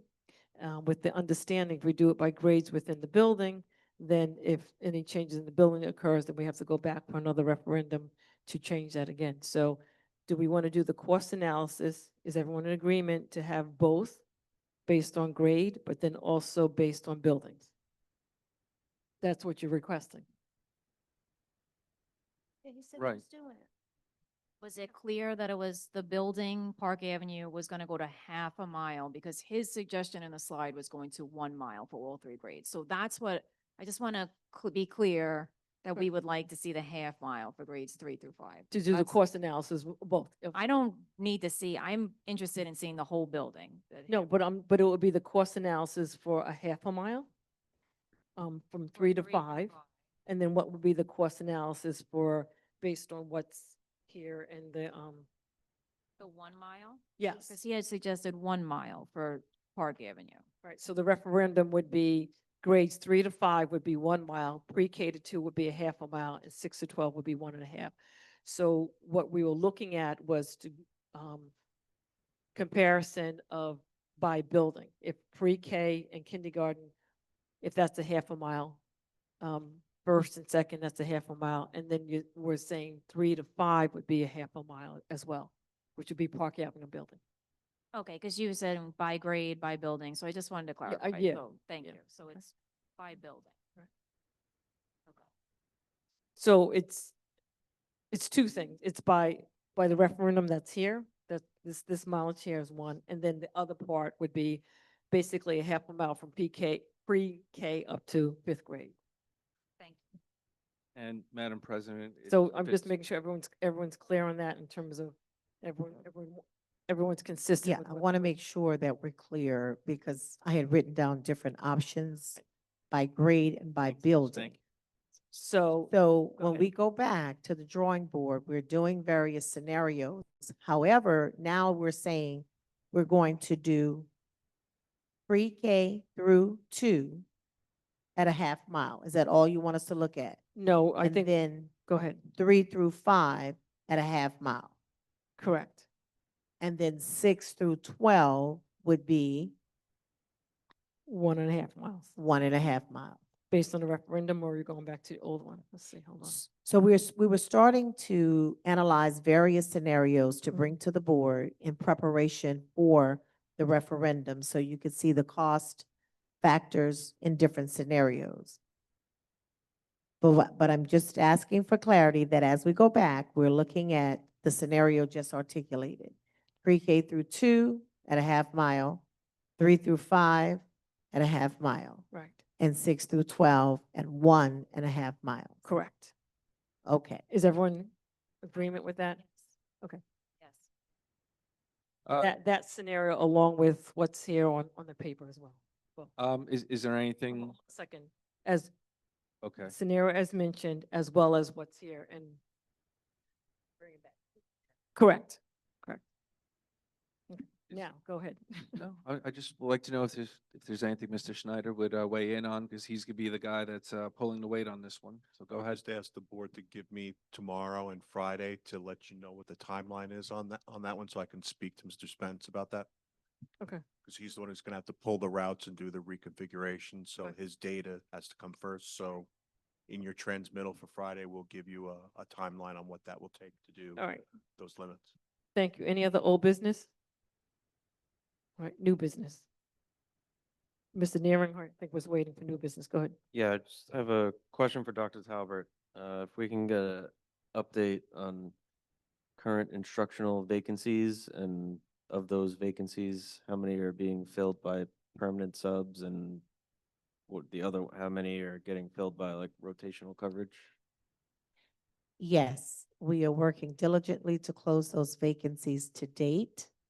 There is a Spanish teacher vacancy. Thank the Board of Education for your support, that we believe that will soon close now. There is a social studies teacher vacancy at the middle school. We are narrowing the candidates and doing the final interviews on that. There is a leave replacement general science at the high school. Okay, Ms. Stevens, give us an update or not. That one's just not open yet. There will be. Anticipated. So in terms of instructional vacancies, You did not mention the elementary at the middle school. So okay, that was the additional one there. Okay. And that would conclude the instructional vacancies. And our Which ones are being covered by? permanent subs, like consistent, there's one teacher filling those vacancies until that point, Okay. until it's filled. As of right now, all three of those are covered by perm subs. Thank you. Okay, Madam President, I do have one item under new business.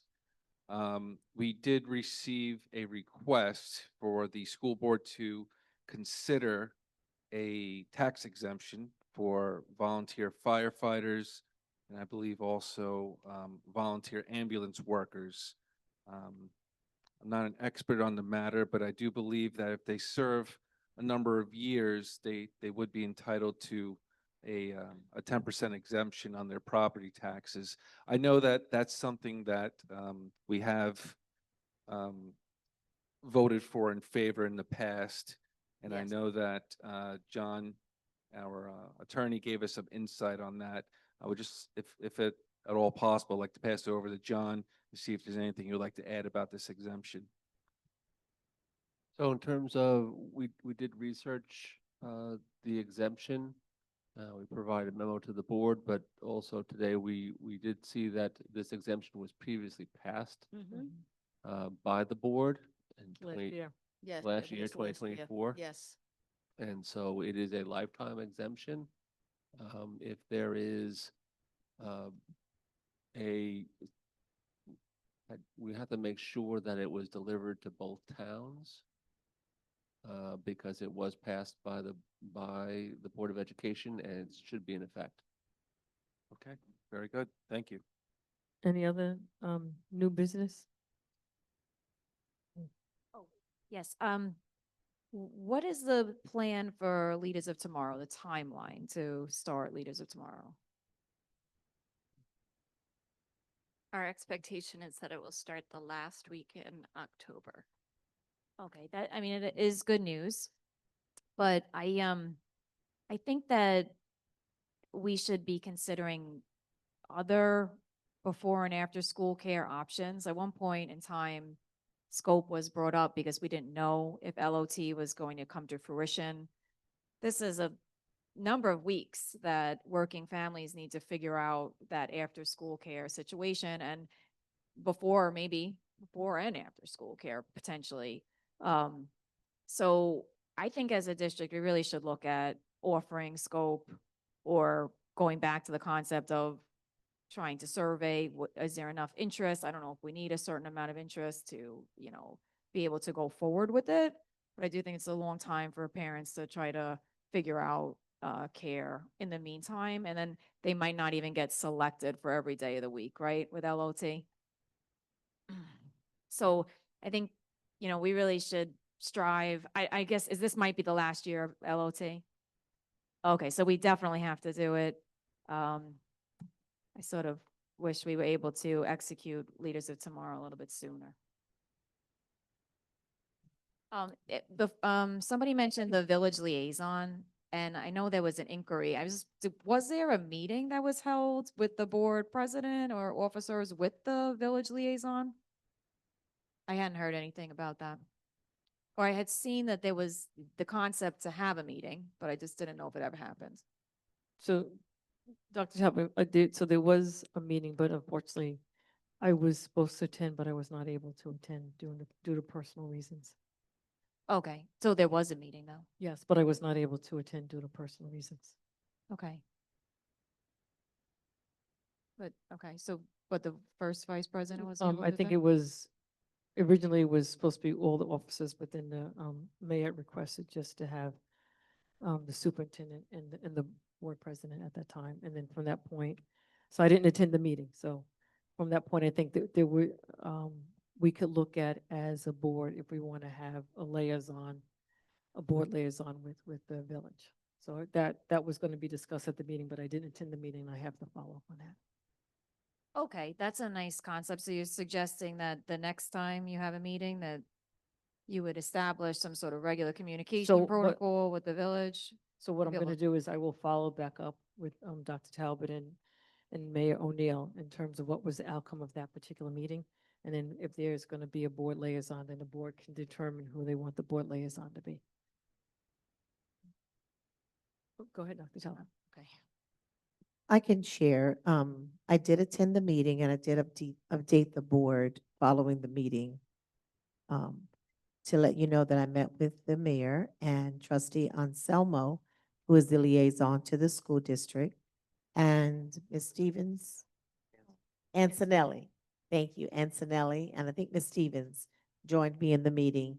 And the meeting was primarily to introduce him as the liaison to the school board, to the school district at large, and to talk about the culvert project and to inquire about the transportation configuration plan for the high school.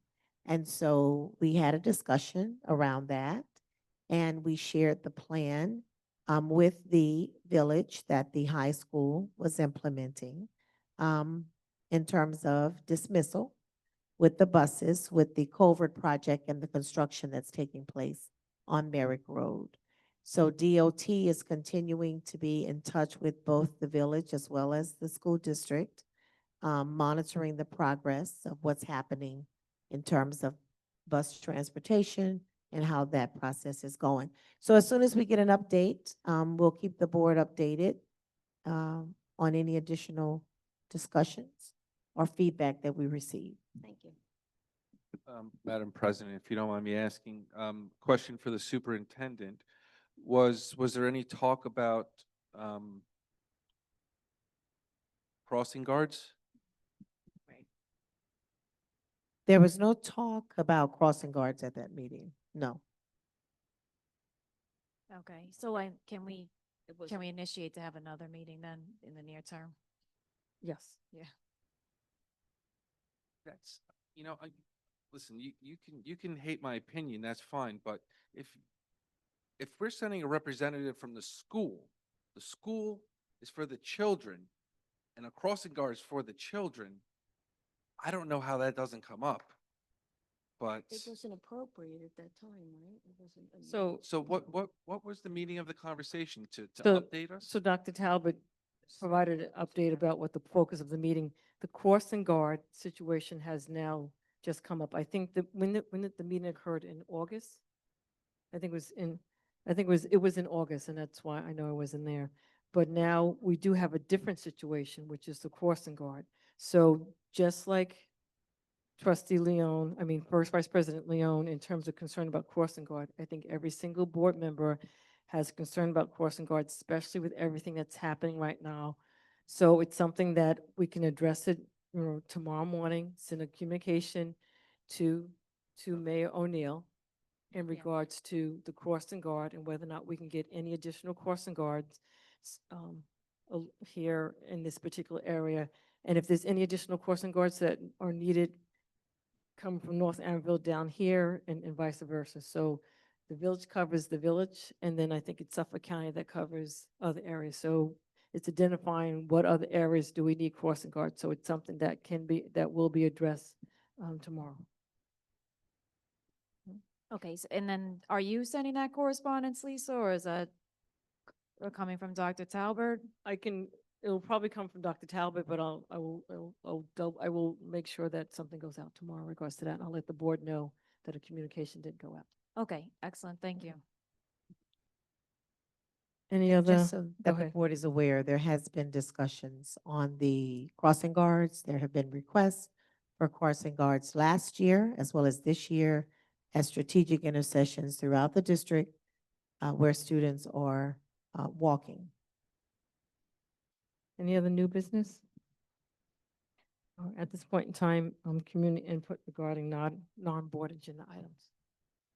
So Anne Marie, if you can just reset the timer to 2:30, please. And that's the one that we're going to use. Okay. Hi, good evening, Janelle Cronin. Just a quick question. When will the community be informed about the decision about the vacancy? The board vacancy, has the decision been rendered? No, a And- decision has not been rendered. Okay, and then I'd like to talk very quickly about the stolen tractor. Is there an update that you can provide the community with, Mr. Schneider? It is a crime. Go ahead. The vendor that was in possession of the tractor when it is stolen is scheduled to deliver a proposed replacement tractor to the district. It was supposed to happen Monday. It did not because they didn't receive the tractor. We're expecting it any day. Once we receive it, we will evaluate it, determine if it's acceptable to us, and then work with legal counsel on the appropriate paperwork. Okay, the appropriate paperwork, the vendor is paying for this? Yes, ma'am. Okay, so no, our insurance company is not touching this. There's no plan for it to be run through our insurance. I don't know what the vendor's doing, but So you don't know if the vendor is putting it through our insurance? the vendor couldn't put it through our insurance. The Correct. vendor's proposing another tractor Okay. to to compensate us for our loss. And if we accept that tractor, we'll then be working with legal counsel to draft up the proper paperwork. And do we have any information from the police department where the paperwork was filed? We filed police reports, ma'am. The district did, as did the vendor. I haven't received any information back in terms of the police investigation. So the vendor and us Correct. both filled out report. Okay, let me just Yes, ask a ma'am. quick question. How did the tractor make its way to this vendor? The vendor picks up the tractor from district property. Okay. And when was it stolen? When was it delivered to when did the vendor pick it up? I don't have the exact dates in front of me, ma'am. How about the month? I think it was August. It could have been July, late July, August. July. I'm not sure, ma'am. I know we Okay, reported and to the board. I'd and have when to- was it reported stolen? Again, I don't have it in front of me, ma'am, but it was as soon as we were notified that it was gone by the vendor, the director of facilities went to the vendor and filed the police report. And you don't know the date of that police I report? don't have it in front of me. Was it August as well, or September? It was sometime in July or August. We don't know the exact date. But all the information was provided to the Board of Education, but we just don't have the exact date. And we don't have it's approximately July, August timeframe, mid-July, late July, early August. And has anybody been in contact with the police department? Any follow-up as to the stolen stolen tractor? As of right now, we have not had any updates from the police department. Have we reached out to the police department to see? Not since, I'm not too sure. I have to find out. I don't want to say yes, I don't want to say no, so we can find out whether or not there's been additional communication. Oh, okay, thank you. You're welcome. Any other community input on non-agenda items?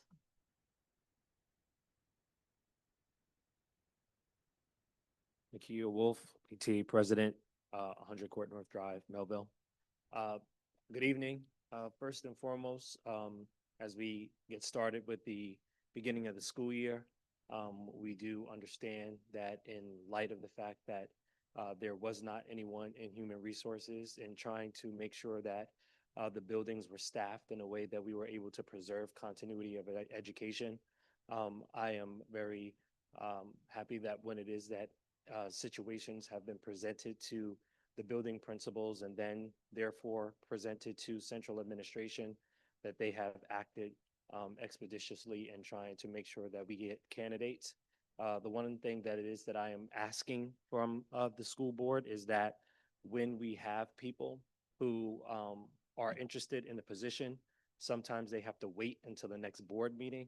So I'm hoping that we can have something else in place so that we can make sure that we get these candidates, especially if they're the individuals that were our first choice of the district and building principals that fit what it is that we're looking for, so that we don't lose them. We've had that situation happen many a times, whether it be perm subs or other teachers. So I do know that the board probably doesn't want too many walk-on items on the agenda. However, when it comes to staffing and making sure that continuity of instruction takes place, and so that we actually have lessons and teachers planning instead of subs. Nothing against substitute teachers, but I think that especially in classes where it is that we have our Regents exams, yes, we have the end of the year assessments.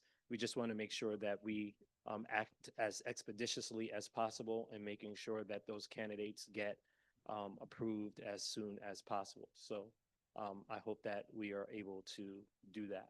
Thank you. Thank you. Any other additional comments on non-agenda items? Hello. I guess I thought it was going to be a quick meeting. It's not. So there's a lot to cover. First of all, I would encourage every trustee to watch this meeting back. Painful, painful, painful. 30, 40 minutes on how to take a vote. Year 4 of being a president, you should know how to take a vote. I'm not sure what it is, if it's intentional, if it's not intentional. You should know how to take a vote. You should know how to do an intervening motion, how to take a vote. It's unnecessary. People are sitting 40 minutes on how to take a vote.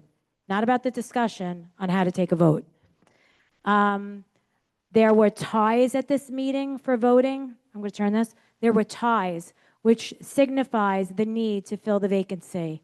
When there is a tie, for anyone that doesn't know, the motion fails. The community is being denied a voice by not having a 7th trustee here.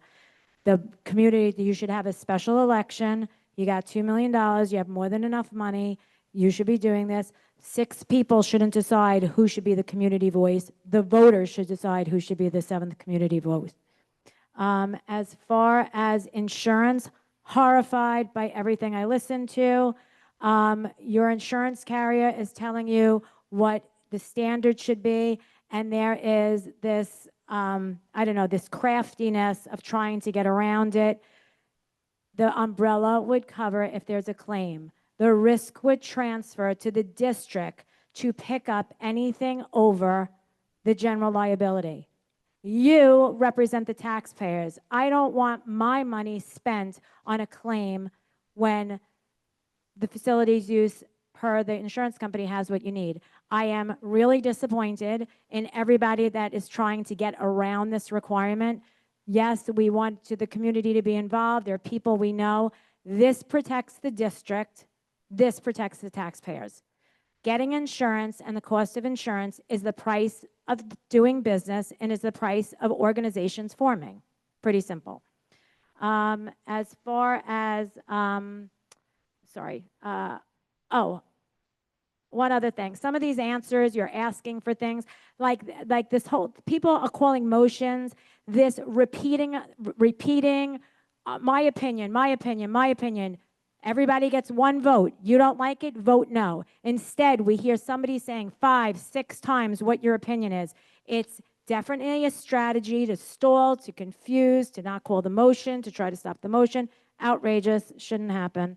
And it's totally ineffective what's going on. The trustees that are calling the motions are trying to push the district forward, for our progress, should be a little bit stronger and just call for question and call for the vote. As far as social media platforms, they were listed in policy, they were listed in policy 9150. They're listed in there. It says what the district's formal platforms are. Crossing guard talk, no crossing guard talk for this. The board president wasn't available. There's a reason why boards have a first vice president. The first vice president fills in when the president's unavailable. It is outrageous that the first vice president did not go to that meeting to represent the school board, thus the taxpayers in that meeting. What's going on here? That's not okay. So, your time is up. Okay, I'll step away and then I'm coming right back. Go ahead, come on back. Do you see how ridiculous that just was? That's embarrassing, unnecessary. So first vice president should have been there. As far as, I do have a couple of questions. Corrective action plan. No, it's transparency. We're talking about it. That makes it transparent. That doesn't make it transparent. Getting the report makes it transparent. Getting the information makes it transparent. I have to say, on a school board, there's a lot of red tape. It doesn't work like the real world, because in the real world, you all would be fired from the private sector for incompetency and like going against what your superiors are asking of you. I continue to watch it, but listen, I want you to do good. I want the kids to do good. I want the staff to do good. I want everybody to be successful. The constant shielding to protect bad decision-making, let's not have measurable, things for the superintendent's goals, evidence. It's outrageous. You're the board, you're the governing body. You want to have an evaluation to measure the evidence. And instead, it's constant shielding. It's constant shielding. So that's that. That's what I had to say about that. I do have a couple of things. I foiled for something. The district missed the FOIL deadlines, out of compliance with the law, missed the appeal, didn't respond to the appeal. The FOIL access officer answered my FOIL appeal, which is against the law. The FOIL appeal officer has to answer it, which is the superintendent. That didn't happen until I had to send an email. But what you should all know, this board, you should be listening, is that I FOILed for something and it was denied, saying it doesn't exist. You all know that I was on the Board of Education and saw those documents, right? So I know that they exist. So you're saying they don't exist. So here's connect the dots. If they're saying no to me, I know for a fact they exist. What other FOILs are they denying don't exist? That's for you to dig deeper in. What does that mean? I know these exist. I've seen them. Okay. My next question is, what are the grades for honor roll and high honor roll? We have your question. Response will be from. I mean, the superintendent's right there. Mary Stevens is right there. What is the grade for honor roll and high honor roll? You'll get back to me? You're saying you'll get back to me? You don't know this? If you're saying you don't know this, you should be fired if you don't know the answer to what honor roll is or high honor roll. Is it 85 and 90, which is standard? Is that what it is? So they just stated that they will get back to you on it. Miss Johnson, you represent the community. You are outrageous that you won't allow that question to be answered. Any other questions that you have for us? Yes, I do. I So- hope the entire community is listening to this. Stonewalling. Yes, my I'm just next gonna- question is, what is the cap on classes at the high school level? We have your question. So you're just not going to answer community members? You represent the Board of Education. So I mean, you represent the community. You're elected by the community. You represent every single resident. Ms. Canestro, we have your question in regards to what is the cap at the high school level for the classes, and the answer will be provided back. Here's the problem. You never answer me. I never get an email. You never answer me at the next meeting. Why can't you answer me right now? You never answer questions. There's no follow-up. We have your question. Anything else? All the other board trustees should be horrified. I don't actually give a crap whether you like me or not. I am a taxpayer of this district. I'm a constituent. Every single one of you represent me. Stonewalling is an issue. We're coming for your seats in May. Any other questions regarding non-agenda items? Can I have a motion to adjourn the meeting at 11:01? Second. Leslie Kretz. First, Chris Nairn. Second, all those in favor? Aye. Aye, motion carries 6-0.